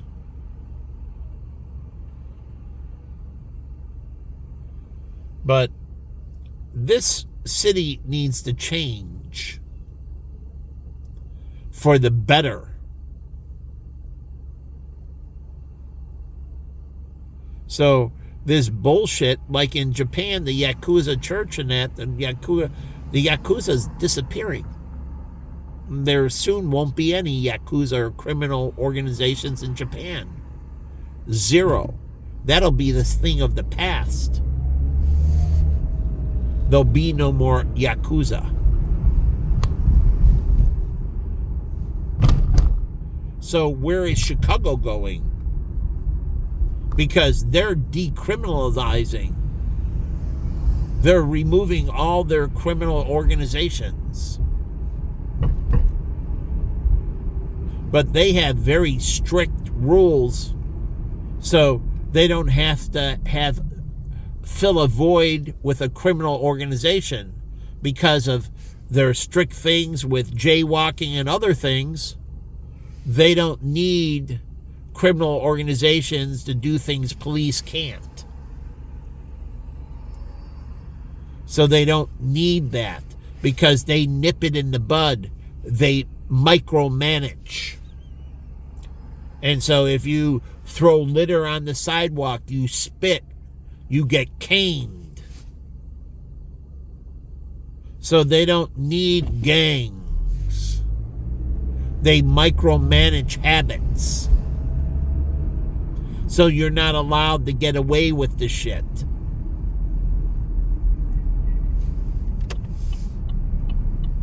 Here, they allow everybody to do whatever.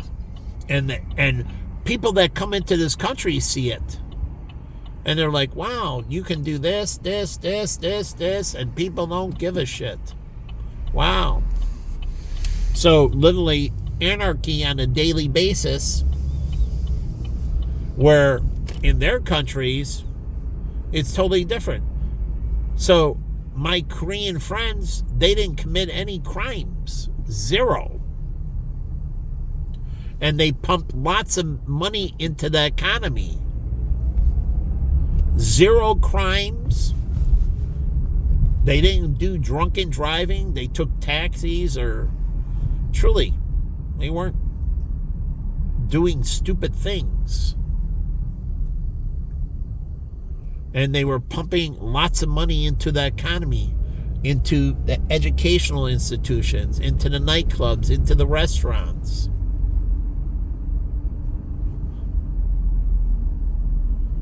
So I don't get it. So I had a lot of respect for those kids. They treated me well. They respected me and treated me with respect and dignity. So I'm very fond of my South Korean friends and fond of my North Korean friends, Miss Park. Indirectly, I consider her a friend. I love the girl, but she's come to this country and treated this country with respect and dignity. We get people who come to this country and they shit all over it. So how many people do you want? Do you want these South Koreans that come in and treat the country with respect and dignity and pump money into the community and work hard for the businesses? Like my friend Sung. There's Sang, now there's Sung, and he's from South Korea. He went to school here, and he married his wife, and she's from South Korea, and they live here, and they went to my church, Covenant Presbyterian, this Asian married couple, but they respected me. They didn't do crimes. They worked hard. They produced well. And they treated this country with respect and dignity. So what type of people do you want to bring in? Oh, that's right, the cartels and the gangs and Russian mafia and all this that come in and terrorize, kill, murder, rape, bring in all kinds of illegal narcotics and all kinds of criminal activity, shit all over the people and shit all over the country. So that's the type of people you want to come in? And we have, when we bring them in, then we can't discipline our own, because our eye goes off of our own citizens and their indiscretions, because we're so focused on taking care of sanctuary cities and that, we ignore all the indiscretions of our own citizens. But if our immigrants are highly disciplined in everything, then we can focus on disciplining our own citizens and getting them in line.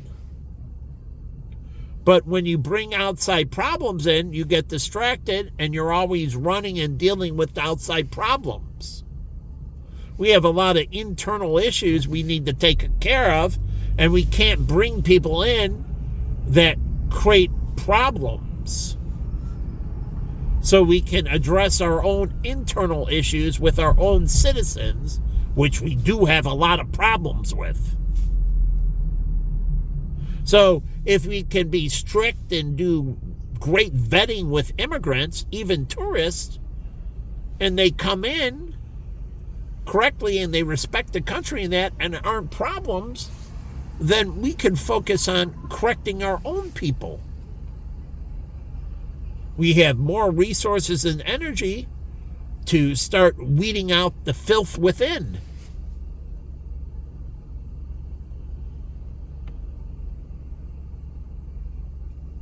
So making sure they come in and they comply so we can get rid of our own internal filth. So removing the hay so we can find our own internal needles, our serial killers and rapists and so on, and people that leave this country to do those crimes. As I told you, pedophiles, they don't do anything here. They go overseas and are a pedophile. Attractive girls. But I found this out from my friend John. And then I read about another one the FBI busted in Thailand. When he got on the plane to go home, they arrested him for being a pedophile, for having sex with minors in Thailand.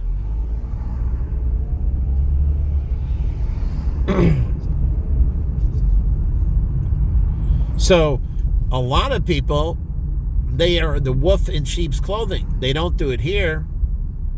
They go somewhere else to do it. Just as my friend Grantham used to complain about his high school in El Paso. He said, people don't do drugs in El Paso. His friends, they cross the border into Mexico, and they're in high school. They go down there, they get drunk, they do all kinds of drugs, and then they come back across the border all drugged up and drunk, causing all kinds of problems. Wouldn't you think they would tell them at the border crossing, your minor is going into Mexico, we're going to do a sobriety test, we're going to do a drug test when you come back? And if you test positive, you're going to jail. But he complained it caused serious problems with lots of drug addicts in his high school. And he was complaining to me, like these livery drivers riding your ass in the big SUV. Why don't they yank their CDLs?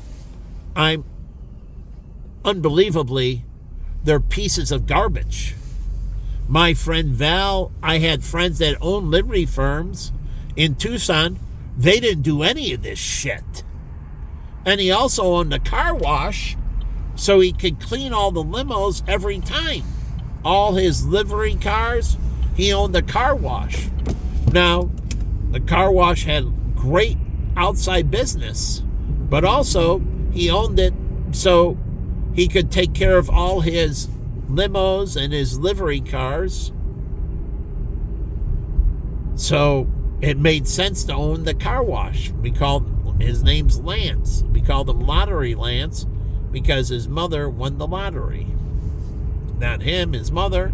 And he invested, and he did a good job of investing it. He made his mother a lot of money.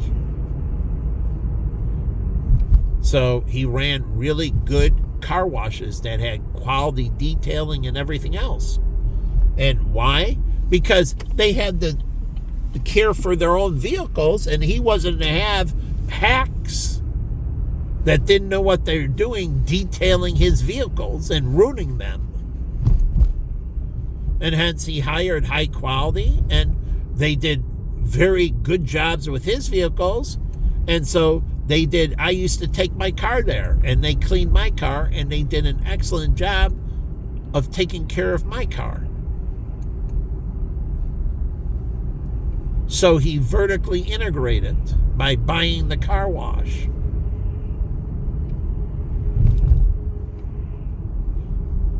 So if you own a bunch of Ubers, it would make sense to own a car wash, wouldn't it? There's a crossover point. Depending on how many vehicles you own. Once you get past a certain amount of vehicles, it's better to buy the car wash than pay for the services. It's better to become an owner. So there's a crossover point when you want to become an owner. But anyways, I'm going to wash them and go home. But I'll go up to the South Loop.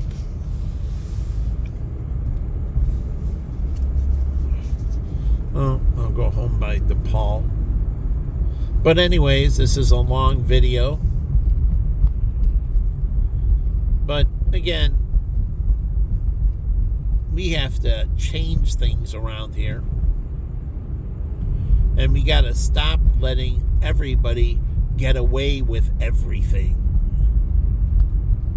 It's unbelievable. And that's why we have filthy cities. Canada, the cities are highly clean. They take littering and polluting very serious. Tokyo, it's a big city and it's still very clean. So you have these places like Seoul, Korea, and that big city, but still very clean. Here, it's a joke. You have 3 million people and filthy. Because everybody here is freaking animals. They disrespect everything. So, big difference. So you want to America the beautiful. People come in that want to take care of the country, not destroy the country. Keeping it America the beautiful. And that includes businesses coming in from overseas and our own domestic businesses. But we don't watch, and we have these businesses come in and they do all kinds of polluting. So you get America the filth.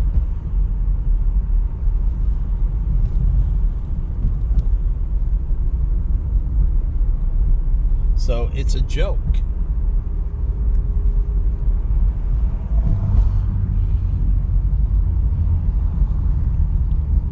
So what's the mayor of the city doing? What's the alderman doing? What is the different chambers of commerce? The Lincoln Park Chamber of Commerce, the Wrigleyville Chamber of Commerce, the Greater Michigan Avenue Chamber of Commerce. What are they doing? What's the Urban League doing? What are all these things, organizations doing to make it a greater city? To bring in a brighter tomorrow every day, making every day brighter than the last. That's what they're supposed to do. And it's funny how they don't do it. It's really disgusting when I say funny. When I say funny, I mean seriously disgusting, filthy, satanic, demonic. I just soften it by saying it's funny. But that's not what I mean. I don't think it's funny. I think it's a serious, unbelievable sin. So, what is our leadership doing to bring in a brighter tomorrow? What are our educational institutions doing? What is SHRM doing and our HR doing to make sure that their employees are doing the right things? Truly, like Chicago Care, all those employees, all those people that I went with, me and Jen went with, but we were part of Deloitte or Ernst & Young or KPMG. These were all the ones that were volunteering from different firms. And the reason that we were able to go is because we had friends and we went on the bus with the different firms. So they worked for different. So Lisa was a teacher and others were this, but we were on the bus for the Chicago Care and we were with the group from Deloitte, or the group from Ernst & Young, or the group from KPMG.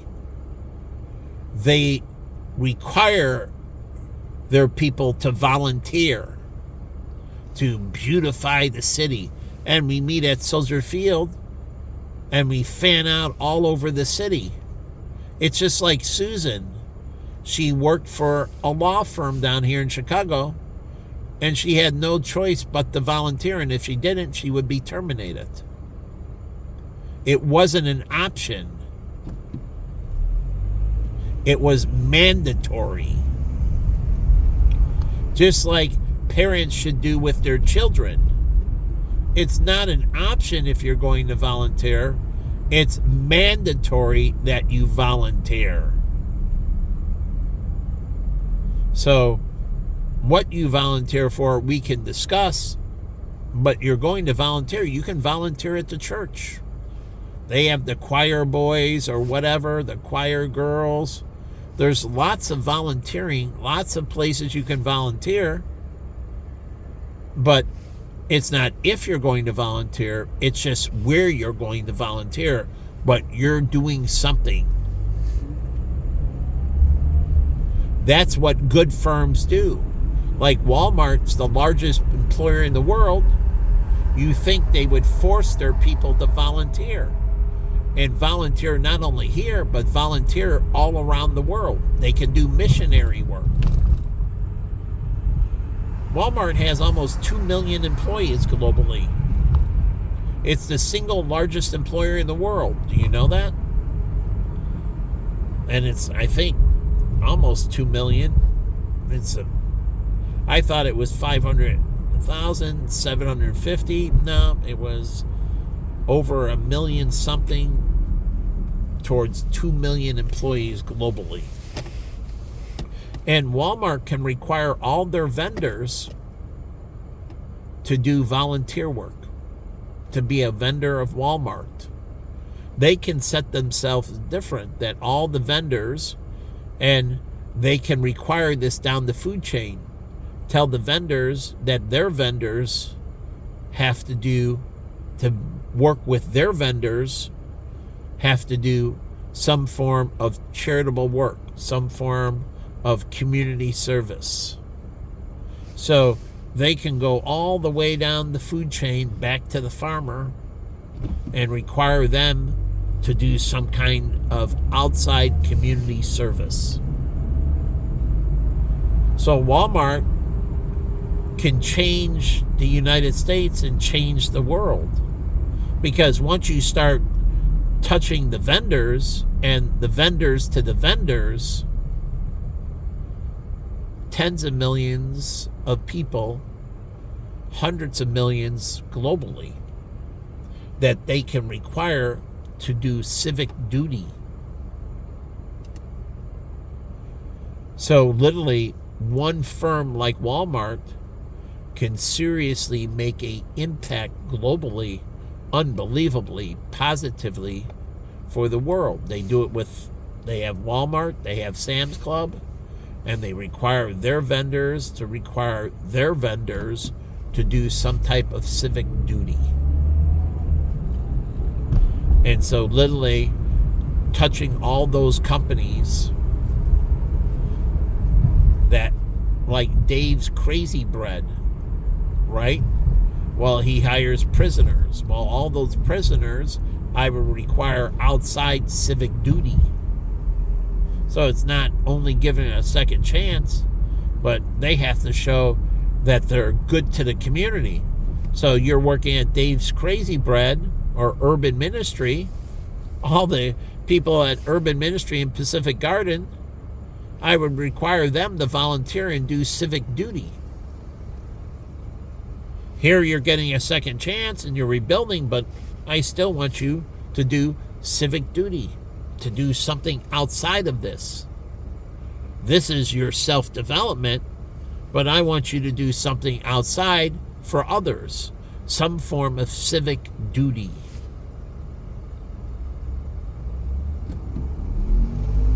So they can make great changes. You could require that from a church. It's our small groups at MCPC. You were required to do these. They rotated, but you were required to do urban ministry or other civic duties. Now at Covenant, they wouldn't do that. But in NCPC, they required you to. And it rotated between the small groups, but they were required to show. They were required to do something, to be smart of the small groups in that. They had to do some form of civic duty. So why not? Something to better the community. It all trickles on back, and you end up with a better community, so it pays you back. So indirectly, it pays you back. So you give, and you get back goodness. You give goodness, and you receive back goodness. That's why God's watching what happens with me. I gave goodness my whole life. Where am I receiving back that goodness? Where is the reciprocity? Jesus received it back. Look through his life. He was born with a set of beautiful, loving parents. He had the 3 wise men. He had incredible friends in the disciples. He received all this goodness back. He gave goodness, and he received incredible goodness. So, again, where is this? And since I'm down here in the South Loop, are they going to build out this area like Wrigleyville? So people that go to Soldier Field have a bunch of places down here where it has a Wrigleyville atmosphere that can bring in a lot of revenue from the people going to the game and coming from the game. That it's somewhere like they're trying to build out around Sox Stadium. Somewhere you hang out before the game and somewhere you hang out after the game. But you only have like Giordano's and a couple places. But no one comes and hangs out here. And that's because they all park at Soldier Field. And when they leave Soldier Field, they go into the parking lot and they leave. Wrigleyville, you don't park in the ballpark. And Comiskey, they have their lots and you park in the ballpark. Unlike Wrigley Field, they park at Lane Tech. They park all around the community. None at Wrigley Field. Comiskey, they park at Comiskey Park. And so when the game's over, they go to the car and they leave. So it's a big difference. And I'll go by Comiskey Park and show you why it's different than Wrigleyville. Because of how the parking's set up. The parking at Wrigleyville is dispersed through all the community. And so when people leave, they have to go back into the community. That's why Wrigleyville is so successful. It's just like Fenway Park. You can't park at Fenway Park. You have to park all around the community, not at Fenway Park. And that's how they should do the United Center and everything. Because when they park at the United Center, then they go into the United Center, they come out into the lots, and they leave the community. And no one hangs out. But when you're forced to park everybody where but the United Center, so the parking garages are outside, and they can do this for stadium construction. No vehicles parked at the stadium, no parking. You have to park in the community. So you use the community parking garages. You use the community parking garages. And they can turn all those parking lots into green space around Soldier Field. Get rid of the parking lots in that way. Now you get rid of the tailgating, but no, not at all. You can have Uber Eats and that delivered to you in a spot, and you can set up picnic areas and that and no more vehicles, and people could rent grills and other things from you to set up the tailgating. This is why Wrigley Field is so unique. It's so unique because unlike these other stadiums, all the parking is within the stadium or right around the stadium. So people go into the stadium, they leave, and the greater community receives nothing. People don't go into the bars and restaurants or anything else. Because you go in and you go right back to your car and you leave. And so they have to understand why the Wrigleyville model is different. So they have a small parking lot near Wrigley Field, right attached to it, for the players and some people for the skyboxes. But they can leave their cars there and go out to the greater community. So if you don't want to do it that way, you encourage people not to go back to their cars, but to go out to the local establishments in the community.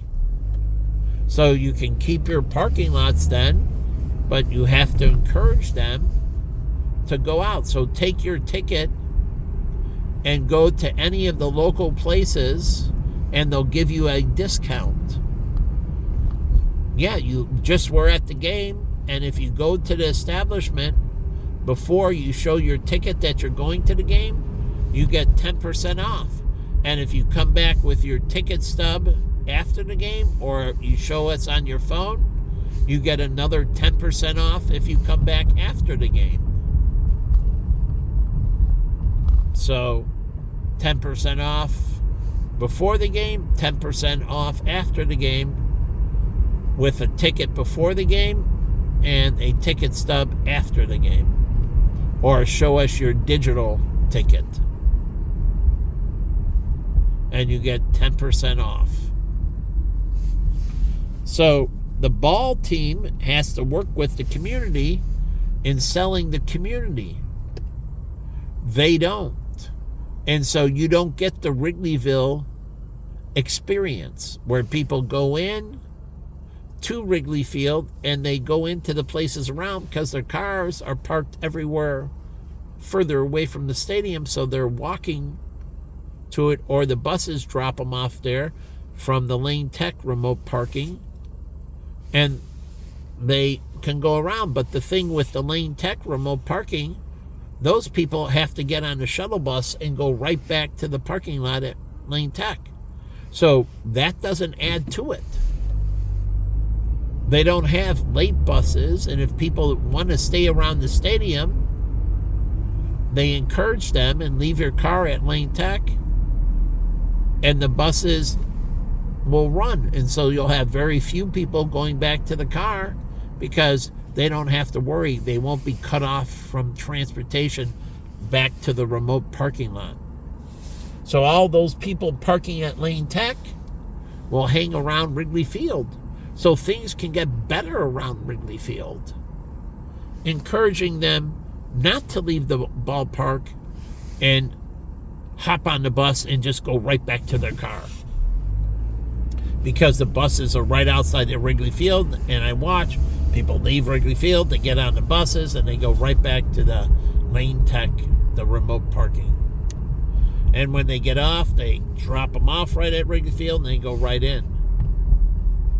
Encourage them to show up early, get off the buses, and go to Murphy's bleachers and hang out and take in the atmosphere. So I'm just driving down to Comiskey Park, and I'm going to go over the state. But this is Martin Luther King Drive, not Jesse Jackson Drive. And so they have to decide who's going to be the big dog. Is it Operation Push and Jesse Jackson? Or is it Martin Luther King and I Have a Dream, Martin Luther King's after-school program run by his wife and his him and her going to be the big dogs, which I would prefer him and her being the big dogs over Jesse Jackson.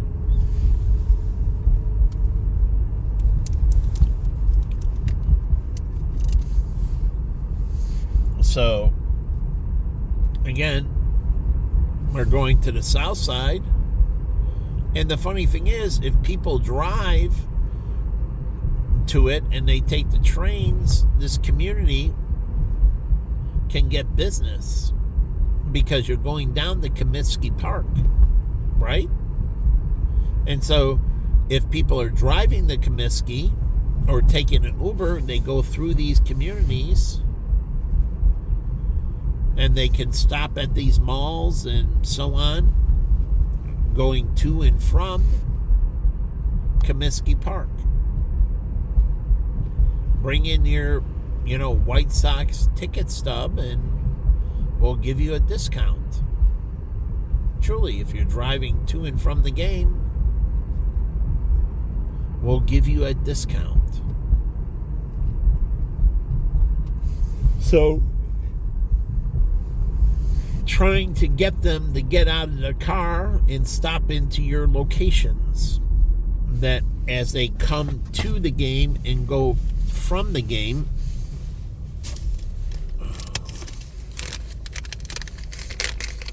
so again, they have to think about this. How do we benefit? Like on game days, the gas station, and on the Go By gas station, you bring in the ticket stub and you get a discount on the gas. These people aren't here, your normal clients. They're only coming up for some concert at Comiskey Park or for the Sox game at Comiskey Park. So the BP, and we're bringing your ticket stub or the White Castle. You can use it there. You can use it at the White Castle. And the community gets these people that are coming to the game and from the game to stop in, and it pumps money into the greater community.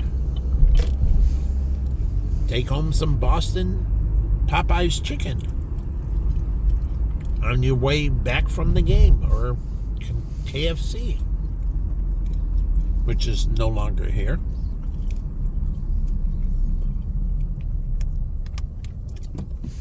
But this is why this community doesn't get a lot of, because they don't know how to tap in to the traffic moving from and to and from the stadium.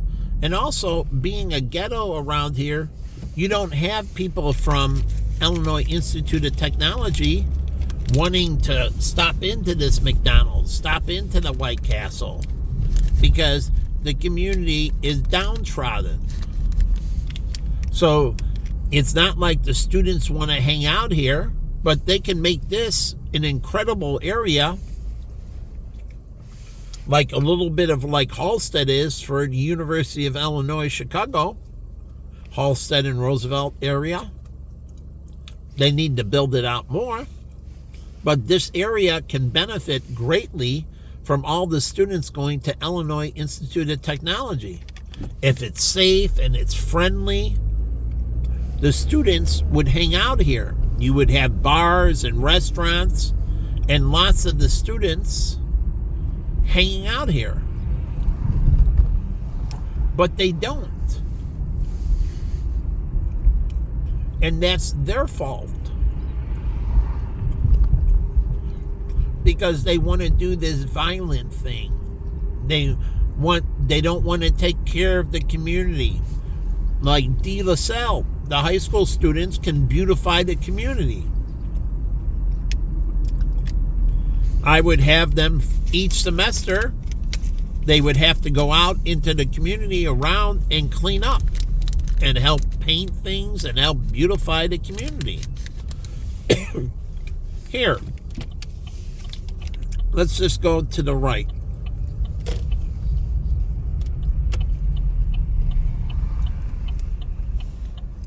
And we're going to go by Illinois Institute of Technology. But we're talking about campus life. And here you go. And I showed it in yesterday's video. But this is building out a brighter future for the university and a brighter future for the community. So lots of black people here, and they open up the bars and so on and so forth, and the students come out and hang out in the community. Tucson, the students hang out. Dirtbags is one of them, but they go up the 4th Avenue and they pump tons of money into the community all over the place. But these people are afraid to go out into the greater community, and the greater community doesn't embrace the student population. And when I say students, I mean faculty and staff. So I'm going to turn back around, but they don't embrace faculty and staff.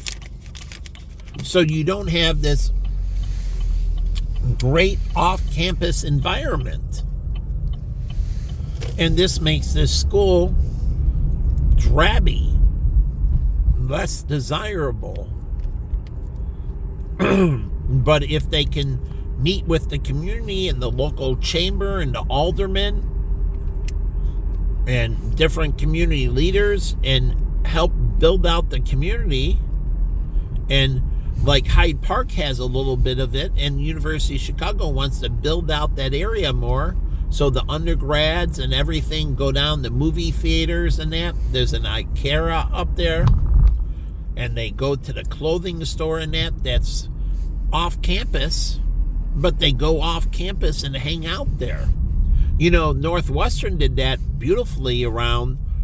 All the students hang out around Northwestern's campus. They have great restaurants and all kinds of really good places. And right here is Guaranteed Rate Field. It's right down the street from Illinois Institute of Technology. You think the Sox would be doing a lot with the university. That's right at their back door. And the Sox working with the university to build out the community, to get people to come down and experience things down here. And this is why the community is poor, and all these black people don't have much money. And that's why the real estate isn't worth much, because people don't want to come down and hang out down here and live down here. But if you get the Wrigleyville type thing, that's a great experience for DePaul University. Can go down and hang out in the Wrigleyville area. Students from DePaul, it's not too far away. But as you see here, this overpass, what does it say? And you'll see the word parking right there. And let me pull up a little bit more.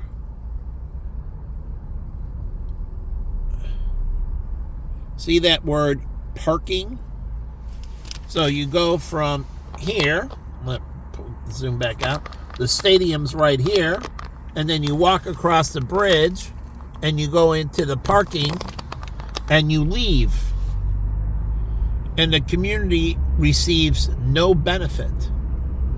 In Wrigleyville, you have to walk through the community to go to your parking, because the parking is all over the place, not at the stadium, where here they have big lots at the stadium, like this one. And again, you go in here, and this is why it isn't an experience. See, part of the game is the pre and post game experience that's outside the stadium. Like when I went to Fenway Park, you know, I went and ate a dog. They had hot dog vendors, and I ate a Polish an Italian sausage, actually. They had hot dog vendors outside the stadium. And then around the stadium, there's a Pizza Uno and tons of bars and everything. And you can't park at the stadium. There's no parking at the stadium, just for the players and coaches, but no parking. So you have to walk out into the greater community that's all around Boston's baseball stadium, and the community benefits greatly, but not around Comiskey Park. People walk out of the stadium, they walk right into the train right here. Here's the train. It's convenient, but they leave the stadium, they walk to the train and leave the neighborhood, or walk from the train to the ball game. They don't come down here. So this other side over here, they get nothing. And it doesn't build out the community for IIT, Illinois Institute of Technology. It doesn't build out this community. They don't come down here and hang out at the Starbucks before the ball game, have a coffee, shoot the stuff, shoot the shit, and then walk over to the ball game. So this community is extremely poor. The property values are shit. They don't employ people. So there's a lot of businesses in that can't employ the youth from De La Salle or anything. So there is no integration. There is no vision for the community. And so here's De La Salle High School. Where do these kids go after school? Where Buffalo Grove High School, they have the McDonald's, they have the ice cream shops, they have a Popeyes, they have lots of things right across from the high school that the kids are welcome. Now, the kids have to respect the businesses, but I did it in elementary school. I spent a lot of money at different businesses, from the corner store to all the businesses, out of my own pocket. So you have the McDonald's and other businesses, but do the high school kids really come down here? Do they have places to hang out? So I'm not only talking about the fans from the ball game or the college, I'm talking about the high school and elementary school. Where do these kids go out? Where do they experience this positivity? Truly, this piece of garbage has been tailgating me. At least he had the respect to go around. But they don't come down and hang out in these communities. So you have all this negativity. They struggle to make their ends meet. It's ghetto looking. The property value isn't. People don't want to live in the neighborhood. But one of the reasons why the property keeps on going up around the University of Arizona is because of all the students and faculty and staff that live around the university, that live off campus, near campus, but off campus. So they sell a lot of housing to students. Unbelievable. Almost 60,000 with undergraduate and grad students in that community around the university. And then that's not taking into account the thousands of faculty and the thousands of staff. So now you're maybe another 10,000 people. Maybe you're at 70,000 people that live and work around the university.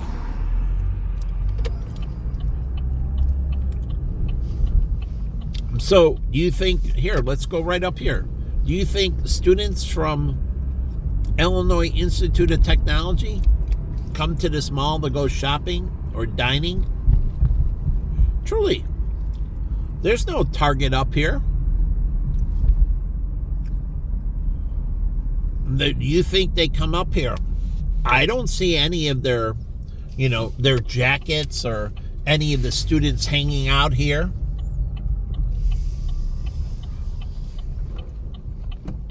So the community is not friendly.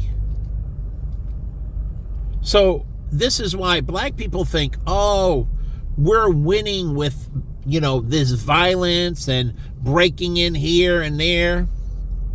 And they have all this stuff from the ballpark, Comiskey, to Illinois Institute of Technology, to the students at De La Salle that would fund all these small businesses. But instead, they do nothing with them. And the community is dungy, drabby. The properties aren't worth anything. And so this can be all revitalized. It's like Soldier Field. They go in to the Bears game, they go into the concerts, and they leave. And they touch nothing of the community because they park all there. Like the Grateful Dead sold out Soldier Field with 60-something thousand. They actually had more demand for tickets than they had room. But again, they don't get any. People go into the Rolling Stones. I remember when I lived with Jen and I could hear the Rolling Stones. They played at Wrigley Field. At Soldier Field, they sold out the stadium. But I watched people go into the stadium and then they leave the stadium. They don't go into Chinatown. They don't do any of this. Or after they leave the stadium, they don't go to Chinatown.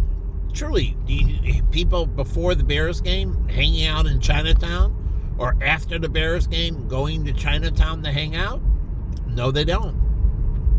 Or before the Sox game, do they go to Chinatown to hang out? And after the Sox game, go to Chinatown? No, they don't. And it's like this shit, flying around here and driving crazy. You don't see this around the University of Arizona. Go ahead. I spent lots of years going back and forth comparing Tucson to Chicago. Because, it took me all those years to finish my degree, and I hopped back and forth over more than a decade. So lots of comparison and contrast. And so I know both very well. So they don't capture any revenue like Wrigley Field does. They don't capture from the fans before and after the game. They don't stay around for it's a destination, it's an experience. That's why even when the Cubs sucked, they sold out, because it was an experience. You go in and you hang out before the game, and then we go, like with Weiser, we hang out at Murphy's Bleachers before the game, then we go to the Cubs game, and then we go back to Murphy's Bleacher and hang out the rest of the evening in Wrigleyville. They don't do this. It's like McCormick Place. Do they really get the people in for the conventions and get them into the greater community? People that go to McCormick Place, do they go south? Truly, do they go south? Do they have restaurants and that would draw people in the convention south? No, they don't. They have no fine dining. They have no shopping. They have nothing that drives them this way, just north.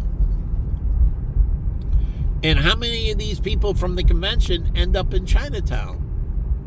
Not much, because they rather go up north, like to the Gold Coast and that, where everything is nicer, more prim and proper. Why go south? It's dingy. It's dangerous. It's disgusting. Why go into Chinatown? It's filthy. It's dirty. So they don't capture the conventioneers. Truly, I watched all these years. I've been with Daryl Tommy, used to be head of the Chinatown Chamber of Commerce when I was getting more deeply involved, and I'm involved in CASTLE, Chinese American Service League, and all that. But does CASTLE go around and do beautification projects in Chinatown? No, they don't. They don't mobilize and work with Chicago Care and that, and Gateway Green to beautify Chinatown, but they could. They don't work with the Chamber of Commerce and CASTLE working together a day in the community in Chinatown, beautifying Chinatown. But the Chamber and CASTLE can work with Gateway Green, Chicago Care, and other beautification organizations, and then the city of Chicago, not only the charities, but the city of Chicago can throw in sanitation workers or other, municipal assistance for the beautification. So again, the resources are there, but there's no community service. They don't go out and clean up and beautify and plant. We have the spring coming. And you think it's perfect that the CASTLE, the Chinese American Service League, working with the Chinatown Chamber of Commerce, working with the church, truly the church, the China, the Union Church, the Chinese Christian Union Church. So the Chinese Christian Union Church with the Chamber of Commerce, with CASTLE, the Chinese American Service League, and they get together to beautify Chinatown. And they can have, a couple times a year, in the spring, midway in the summer, in the fall, and then middle of winter. So they have 4 times a year they do these beautification projects of Chinatown. They work together, the 3 groups, and then the city pumps in resources through the alderman, whoever the alderman is now, if it's that Hispanic guy, it pumps it in. But this community can bring more people. If this was more vitalized and up, I see rats running, you have the homeless under the bridge. And so it doesn't get people coming from the hotels and conventions wanting to come this way because it's dingy, it's filthy. They don't come from the conventions and go down Motor Row and go to the restaurants and shops and that because it's gang-banging, dingy, dungy. They just go up to the Mag Mile. But this builds out the convention life and spreads the wealth. So again, why aren't they doing this around here? There's Reggie's. I met the owners originally. They're ex-traders. They worked on the exchange. They opened up Reggie's. Reggae music. They got really good wings, and I don't know about the rest of the food. I had their wings, my friend John Zeef, because they were his friends, and I tried the wings. They were good. They're the bigger wings, but they had good food in that. But you don't see the beautification. You get terrorists like this. That doesn't lend to making the community better.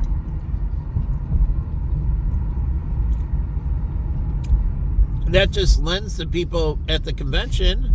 Just like the first time I went in Boston, I got off out of the airport and it was filthy and dirty. Just like when I went into Houston, around the airport, it was filthy and dirty. Don't want to come back. Truly bad first impression. So you get these people, these black juvenile delinquents. Where are the youth groups in the church? Where are the youth pastors keeping their youth in line? Truly, you have to have a badass youth pastor, like a Chicago Bears player, that can keep them in line. They act out, can literally kick their fucking ass.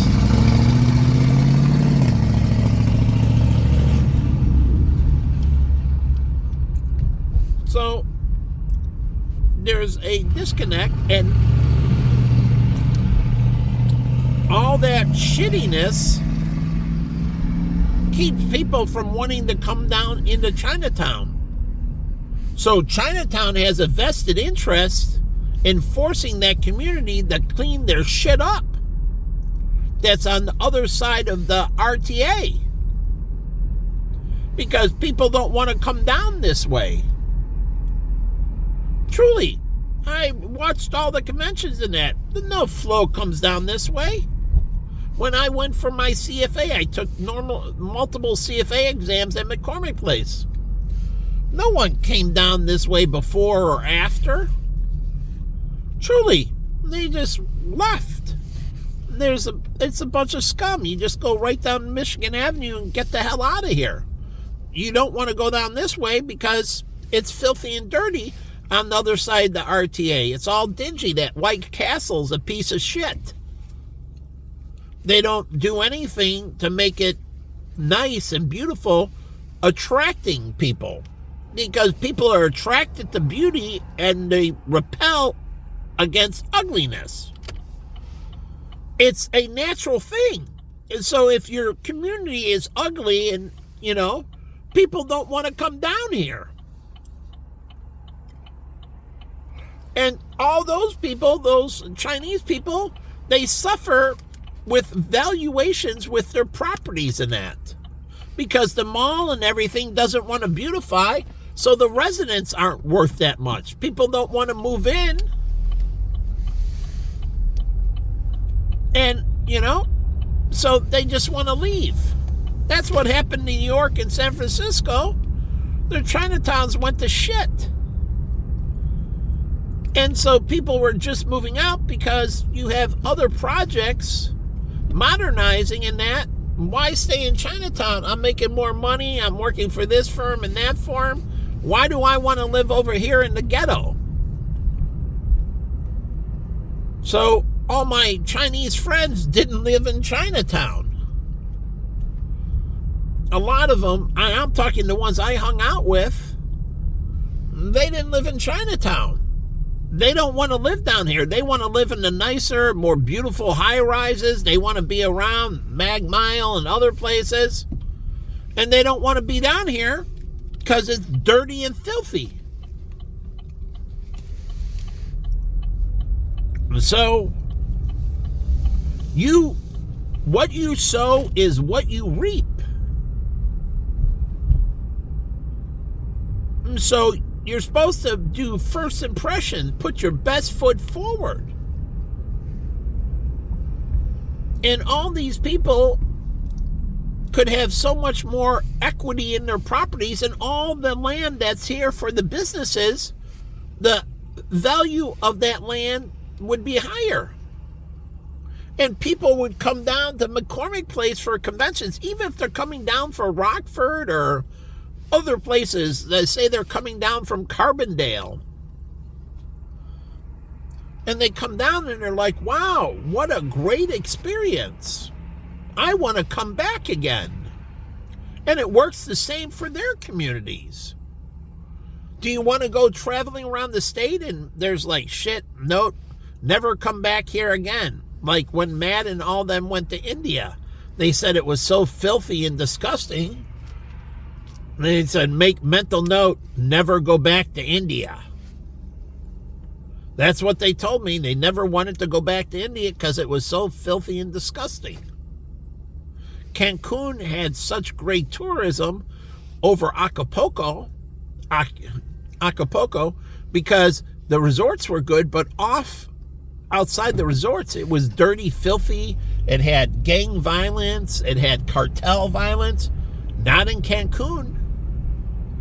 So people left the resorts and went all over Cancun because they sent the message to the cartels and that you didn't have Mexican gangs. There were no gangs, no cartel. And literally, when the cartel tried to move in, they literally killed them. And they have the federales working, and they make sure they know you try to come down here, we'll kill you. And I'm not kidding. I know that because I know the people that own the island. They don't F around. They're killers. And they send the message, you come in our neighborhood, we'll kill you. So the Chinese Christian Union Church, working with CASEL, the Chinese American Service League, working with the Chinese Chamber of Commerce, which I was part of all three of these. And they can do this beautification. The lanterns look great for the Lunar New Year, the New Year of the Horse, the Lunar New Year of the Horse. But they can do this beautiful thing, beautification. Make it be a wonderful place to live. And I don't get it. I truly don't get their leadership and what they're thinking. Making this drab and disgusting. Who wants to live here? It's very depressing. This causes depression. Read Malcolm Gladwell's Tipping Point. When he talked about cleaning up the community and painting and fixing broken glass, broken windows and other things, he said people's attitude changed positively and depression rates were lower. When you have the ghetto, people have anxiety, stress, depression. It really negatively impacts, like my building. They don't take care of it well. The other maintenance guys did better, but the maintenance guy before that did even better. And so where I live, they're letting the complex go to shit, and it's very depressing. It's filthy and not taken care of well. They don't. And it's literally unbelievably depressing. I live in the ghetto. My complex is the ghetto. So, and if you just go straight up the street here from Chinatown, what do we run into? Illinois Institute of Technology. But on the other side of Chinatown is UIC, University of Illinois, Chicago. And if you go to the south of Chinatown, you have Comiskey Park. And then if you go to the east of Chinatown, you have Soldier Field. But the thing is, people don't experience the community. They just go to the Bears game, 70, 60, 70,000 people, and when they're done, they leave. But that's not all the people. How about the thousands of employees? So if you have 60-something thousand, you have another 1,000 or 1,500 or whatever employees. So you're moving more towards 70,000 people. And they don't go hang out after work around Soldier Field or Comiskey Park. Truly. Or the teachers at IIT is like, yeah, let's catch up and let's go down the street and hang out at this restaurant. Because it has none of it. It has none of it.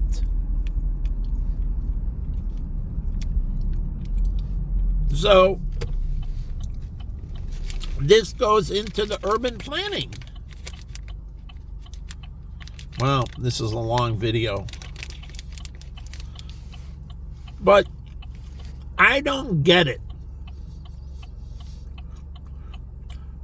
The leadership is shit. And the people suffer in poverty, in depression, in pain, and in anxiety because their leaders are a bunch of pieces of garbage. So I don't see what they're doing. J.B. Pritzker. So again, what is he doing? So again, and this plan, this is universal. They can do this through the state. It's not only here.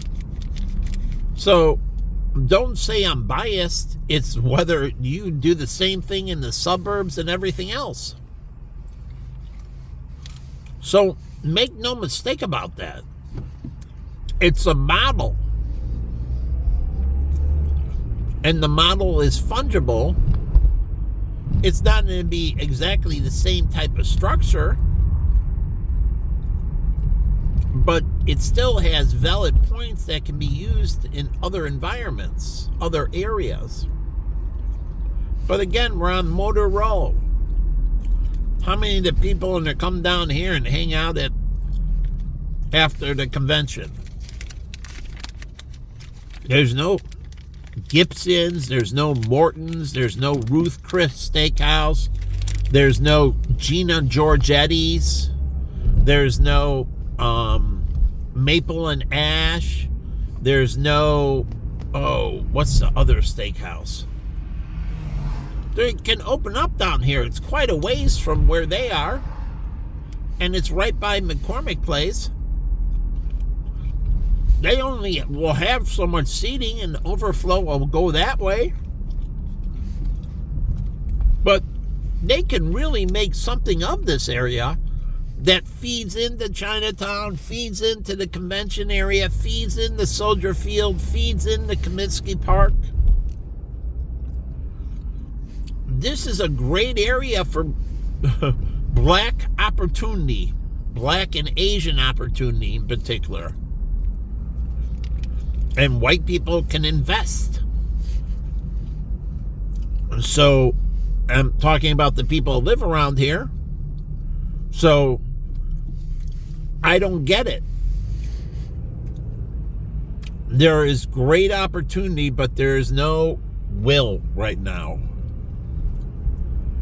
And so all the people that go to Wintrust Stadium, they go there and they leave. It is not a Wrigleyville type environment. And that's what they have to create. And like I said, Wrigleyville can get better with the remote parking at Lane Tech and that, by having late night shuttles with the buses and that. And not having people get on the RTA.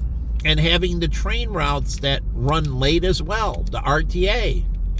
So people can take later trains after the games and that. And they can stick around. So you don't want people to get on the trains and buses and leave. Most of the people that stick around are the ones that have driven to Wrigley Field, that parked around Wrigley Field. That's what I did. I used to park around Wrigley Field. And so you stay around Wrigley Field. You don't park at the stadium, because if I parked at the stadium, then I get out and I just get in my car and leave. But since I parked in the greater community, I can leave my car there and I hang out at the Wrigleyville thing. So you have to understand why Wrigleyville was so. But Boston and Fenway Park is the same around it. No one parks at Fenway Park. They park all around it, and they feed into the community before and after the game. So again,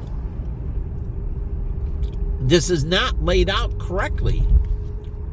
This can be so much enhanced, bringing so much more sales tax revenue, and that drives up the businesses. They can have dog shows and that, all kinds of pet shows at Soldier Field. You have that big field. You can have a best in show event over the summer or in late spring. And yes, in late fall you could.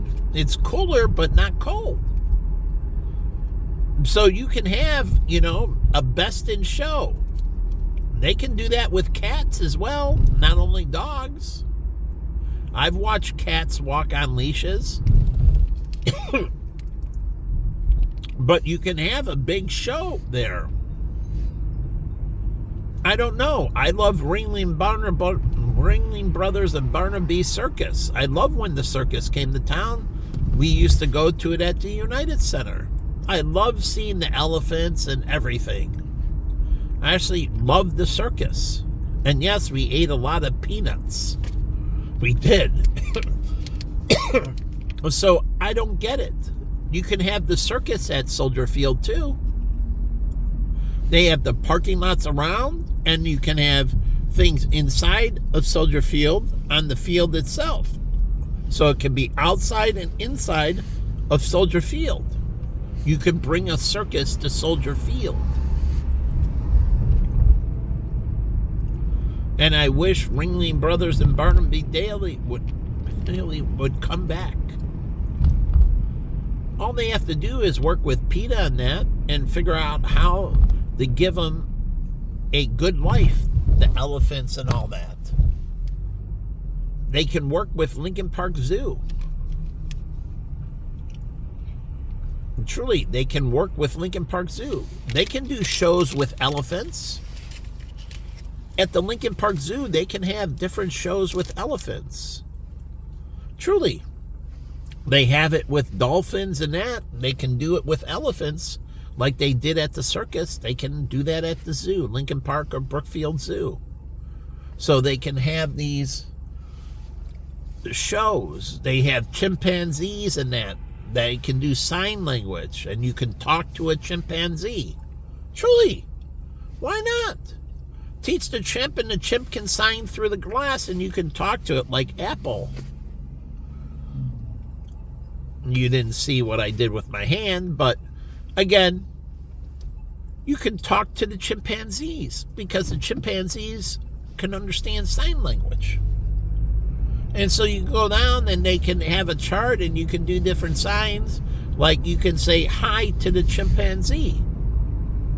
Hi, how are you doing? You're Melvin. I'm Michael. And so you can have meet and greet with the chimpanzees. And so now there's a separation behind the glass and everything, but you can have these experiences.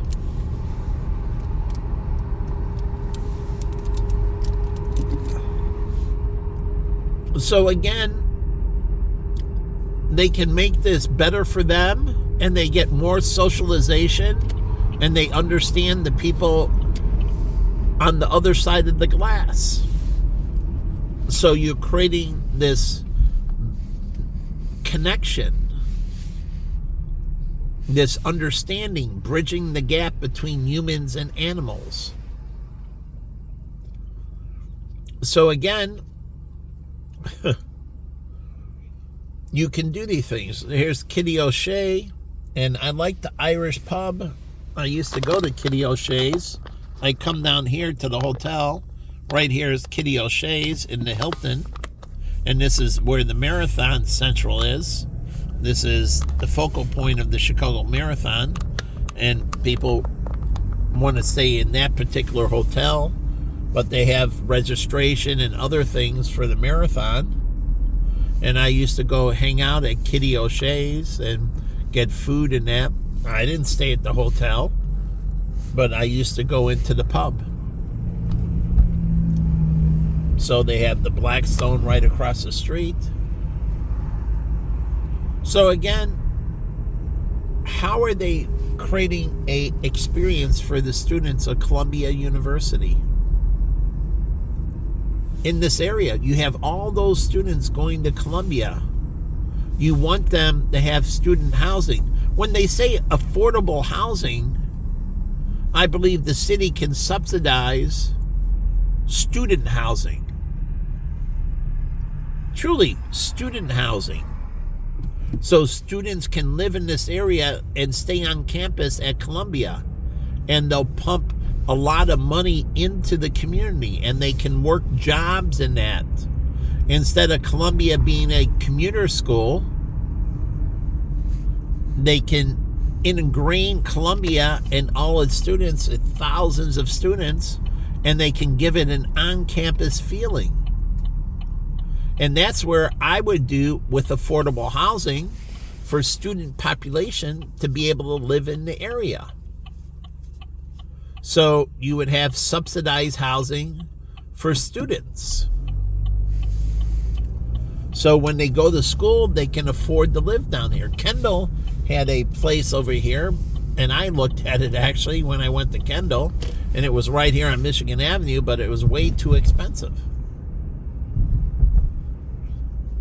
But again, fitting this in and having subsidized housing for students, so all those students that go to Kendall, and then working out things with the faculty and staff, so they literally can live and work by the university, building up the area.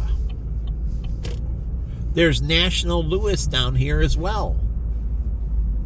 So it's just not Columbia, it's National Louis as well. So again,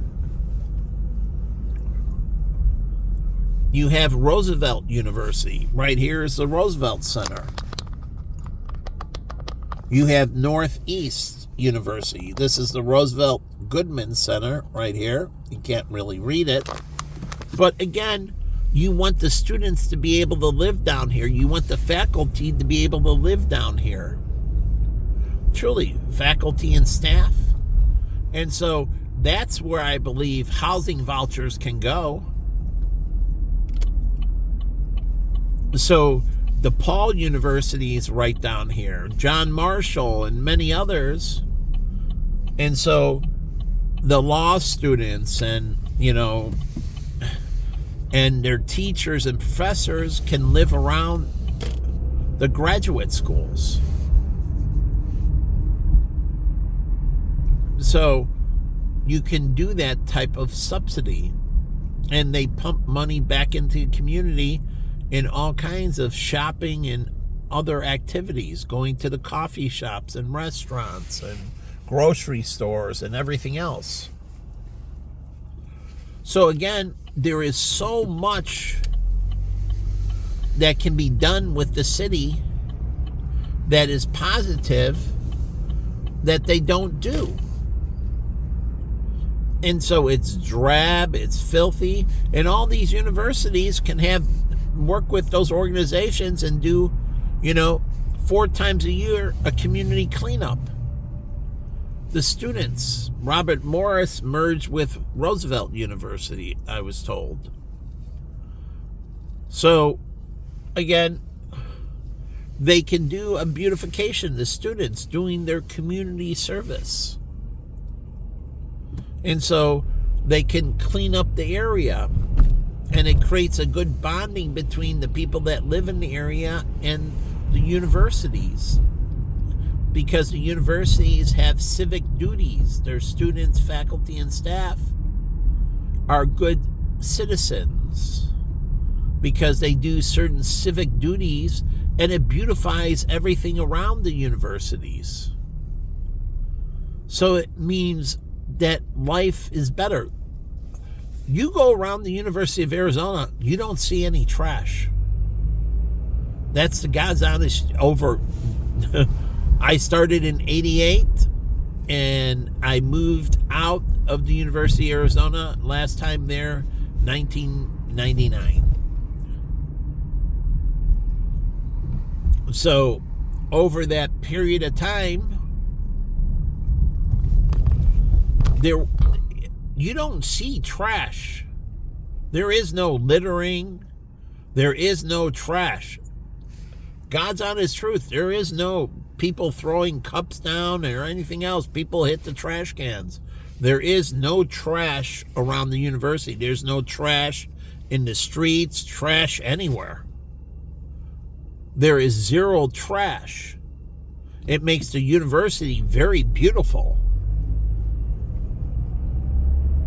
So, again, they can do civic cleanup and everything. I used to come down to the mosque right here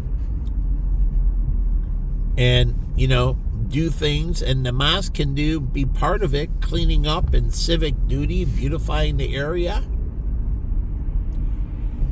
being good citizens, supporting civic duty.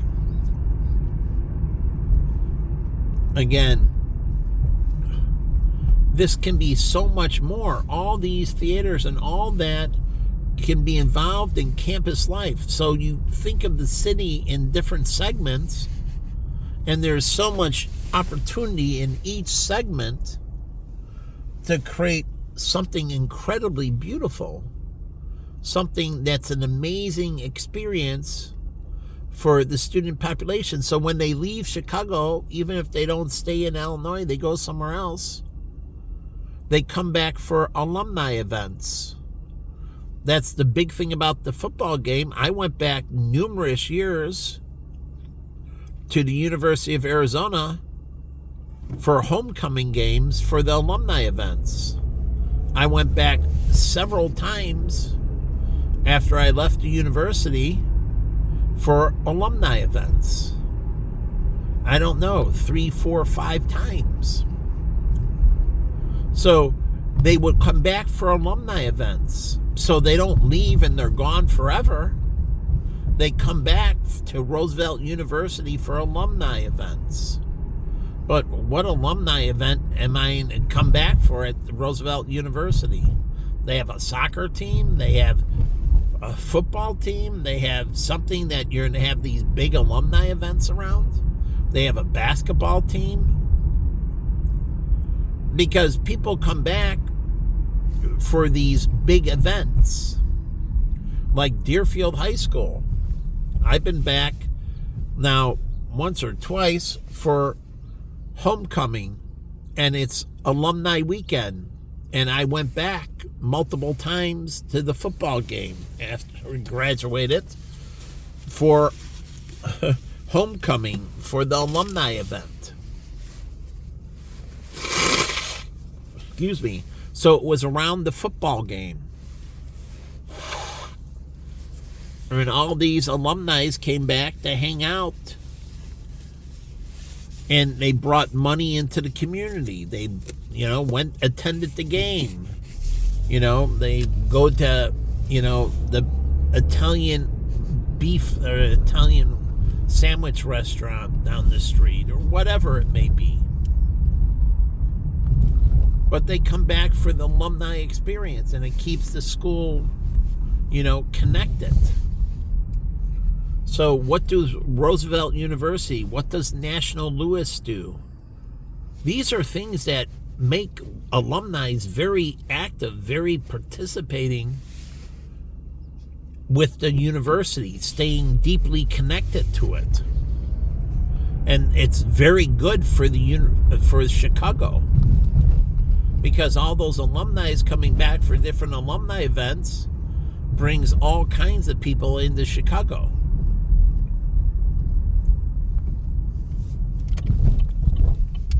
So again, things can be incredibly wonderful, incredibly awesome, incredibly beautiful. But some reason they just want filth, disgust, and disgrace. And I don't get it.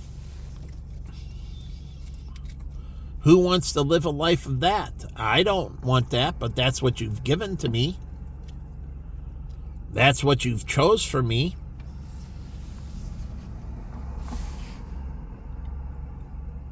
And all these videos aren't about that, but it seems like you just want to keep on doing this evil shit to me.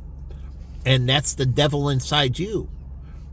So that's the demons inside you. That's the Satan inside you. You wanting to do these negative things to me shows God who you are. You're a piece of garbage. You're a piece of filth. You're a satanic, demonic piece of garbage. I come down here with goodness in my heart and want good things, and you're down here tailgating the shit out of me. I'm not going anywhere. I'm stopping. See, pieces of shit. They're beeping the horn numerous times, harassing, stressing out, causing problems. Why do you bring these people in? Why do they live here? They're miserable people making other people's lives miserable. Misery loves company is the truth. They're miserable, so they want you to be miserable. So they bring you down. What do you think terrorists do? Afghanistan is a shithole. So the Taliban and that, they live in this shitty life. They have this shitty experience. They're miserable. And they want everybody else to feel their misery. They do. They want them to suffer with them. So that's the same thing with Al-Qaeda and all the others. And so you bring these people in and they want you to feel their misery. You did this to me. So you deserve to feel my pain and suffering. See, we didn't do it to them. Their leadership did it to them. They made the decisions. And so they're the pieces of garbage.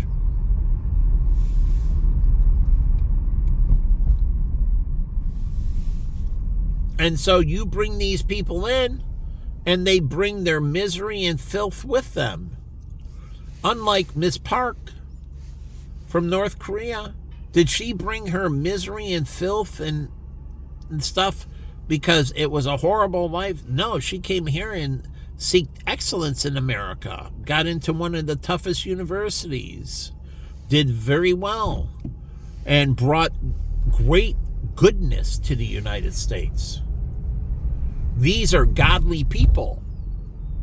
They come in with the right attitude. This guy's a piece of garbage, tailgating, beeping the horn, piece of filth. These are the demons. Truly, let's get a look at his license plate. So, the CF 47692 Illinois license plate. These are the demonic pieces of garbage. That's why I point out Miss Park. When she went into South Korea, she lifted it up. She did the best she could. She was a learning machine. She advanced. She had to, because she would have never got into Columbia. She had to take her entrance exams, her SAT, ACT. Truly, had to score very high on it. Had to do very well in high school. She speaks perfect English. She carries herself with grace and respect. So, they don't bring the garbage here. They bring the better life. They come in and seek excellence. They want to make things better and greater. They don't want you to pull you down into their misery and their pain. So that's what these people want to do. They want to pull you into misery and pain and suffering. Tow truck drivers are about solving problems. If they become those that drive you into misery and pain and suffering, they're supposed to be alleviating. You had an issue with your car, and they're coming to rescue you. They're supposed to be your hero. So again, I don't understand. And so there's some kind of miscommunication with God's plan. Thy will be done on earth as it is in heaven. He started with the Garden of Eden. He wants the Garden of Eden to come back. And you bring in these pieces of dirtbag, scumbag lowlifes that don't want to bring you up, just want to tear you down. And you reap what you sow. That's why we've had all these terrorist actions in the United States. They didn't want to bring the country up. They wanted to tear it down. They wanted to make it burn. They wanted to destroy everything. They want you to go back to the caves like bin Laden lived out of the caves in Afghanistan. And he literally said he wanted America to go back into the caves. He wanted to tear it down. He wanted to burn. He wanted everybody to be scared wherever they went that the terrorists are going to get them, that they're going to die. He wanted to send them into the caves. Just as he lives in the caves, he wanted them to go into the caves. So, again, what type of people are you bringing in? Are they like a corporation? You bring in your own poison, and they get into the corporation and they poison everybody in the corporation and want to bring it down and want to destroy it, not make it better. So you bring in your own self-destruction. Other people work their ass off and do everything they can to help build it. They burn the midnight oil.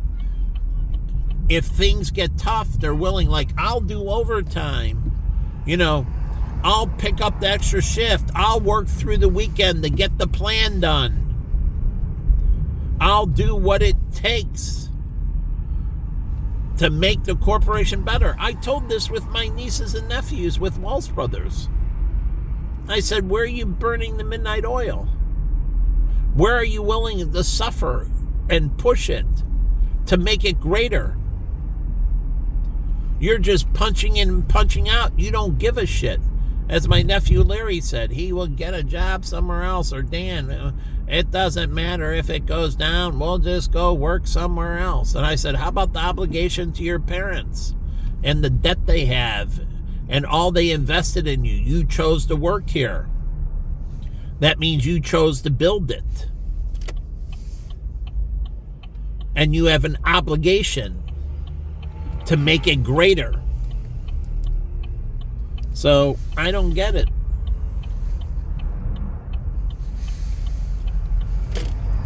So, do you bring people in that are going to pull your organization down? Or are you going to bring people in that are going to make it greater? That aspire, they want to make the greatest soundbar possible. They're going to work hard. They're going to show up early and stay late if needed to make it happen. Truly, those are the people you want. Like when I went to MetLife, I used to show up at 5, 6 in the morning, 2 to 3 hours before people got in. And then in the evenings, if I didn't have appointments, I went to networking functions. Truly, or I was studying for, this designation or that designation. But I either did networking or this, and I was willing to come in early and stay late and try to build my business at Rab John's, MetLife. Same thing with Mutual of Omaha or John Hancock. Willing to do what it takes to make it greater. And then I help everybody around me. Truly, helping them with their situations, helping them solve their problems, making the company stronger and better. So what type of people do you want? Look at that. And this is a street with lots of pedestrians. And they think that's cool. They think they're the cool kid. There's lots of, I just saw a beautiful young Asian girl. What if she's crossing the street? She's drunk. She doesn't see the don't walk sign, walks across the street. He's certainly hitting her, and more than likely she's going to die. But he doesn't give a shit. He wants to show off his muscle truck.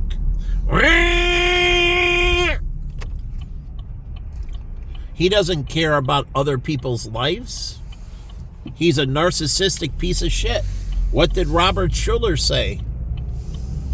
We need to get rid of the narcissist. They're a great threat. Why? They don't give a shit about anything. So if they bleed you down and have to bleed you out, if they need to take your organs, they take your organs. If they need to steal your money, they steal your money. If they need to beat you to death or whatever to get what they want. Not doing it righteously and earning things and working hard and being diligent and being just and everything. They don't do it. Like I saw President Bush. We had Operation, what did they call it? Operation Just Cause in the Middle East. And I said Operation Moral Precedent for Iran.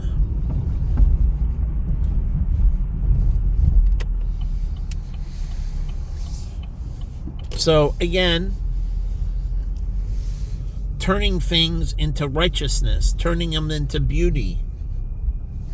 Again, isn't this what this McDonald's is supposed to be doing? Isn't it supposed to be good to its community? So anyways, leaving the video.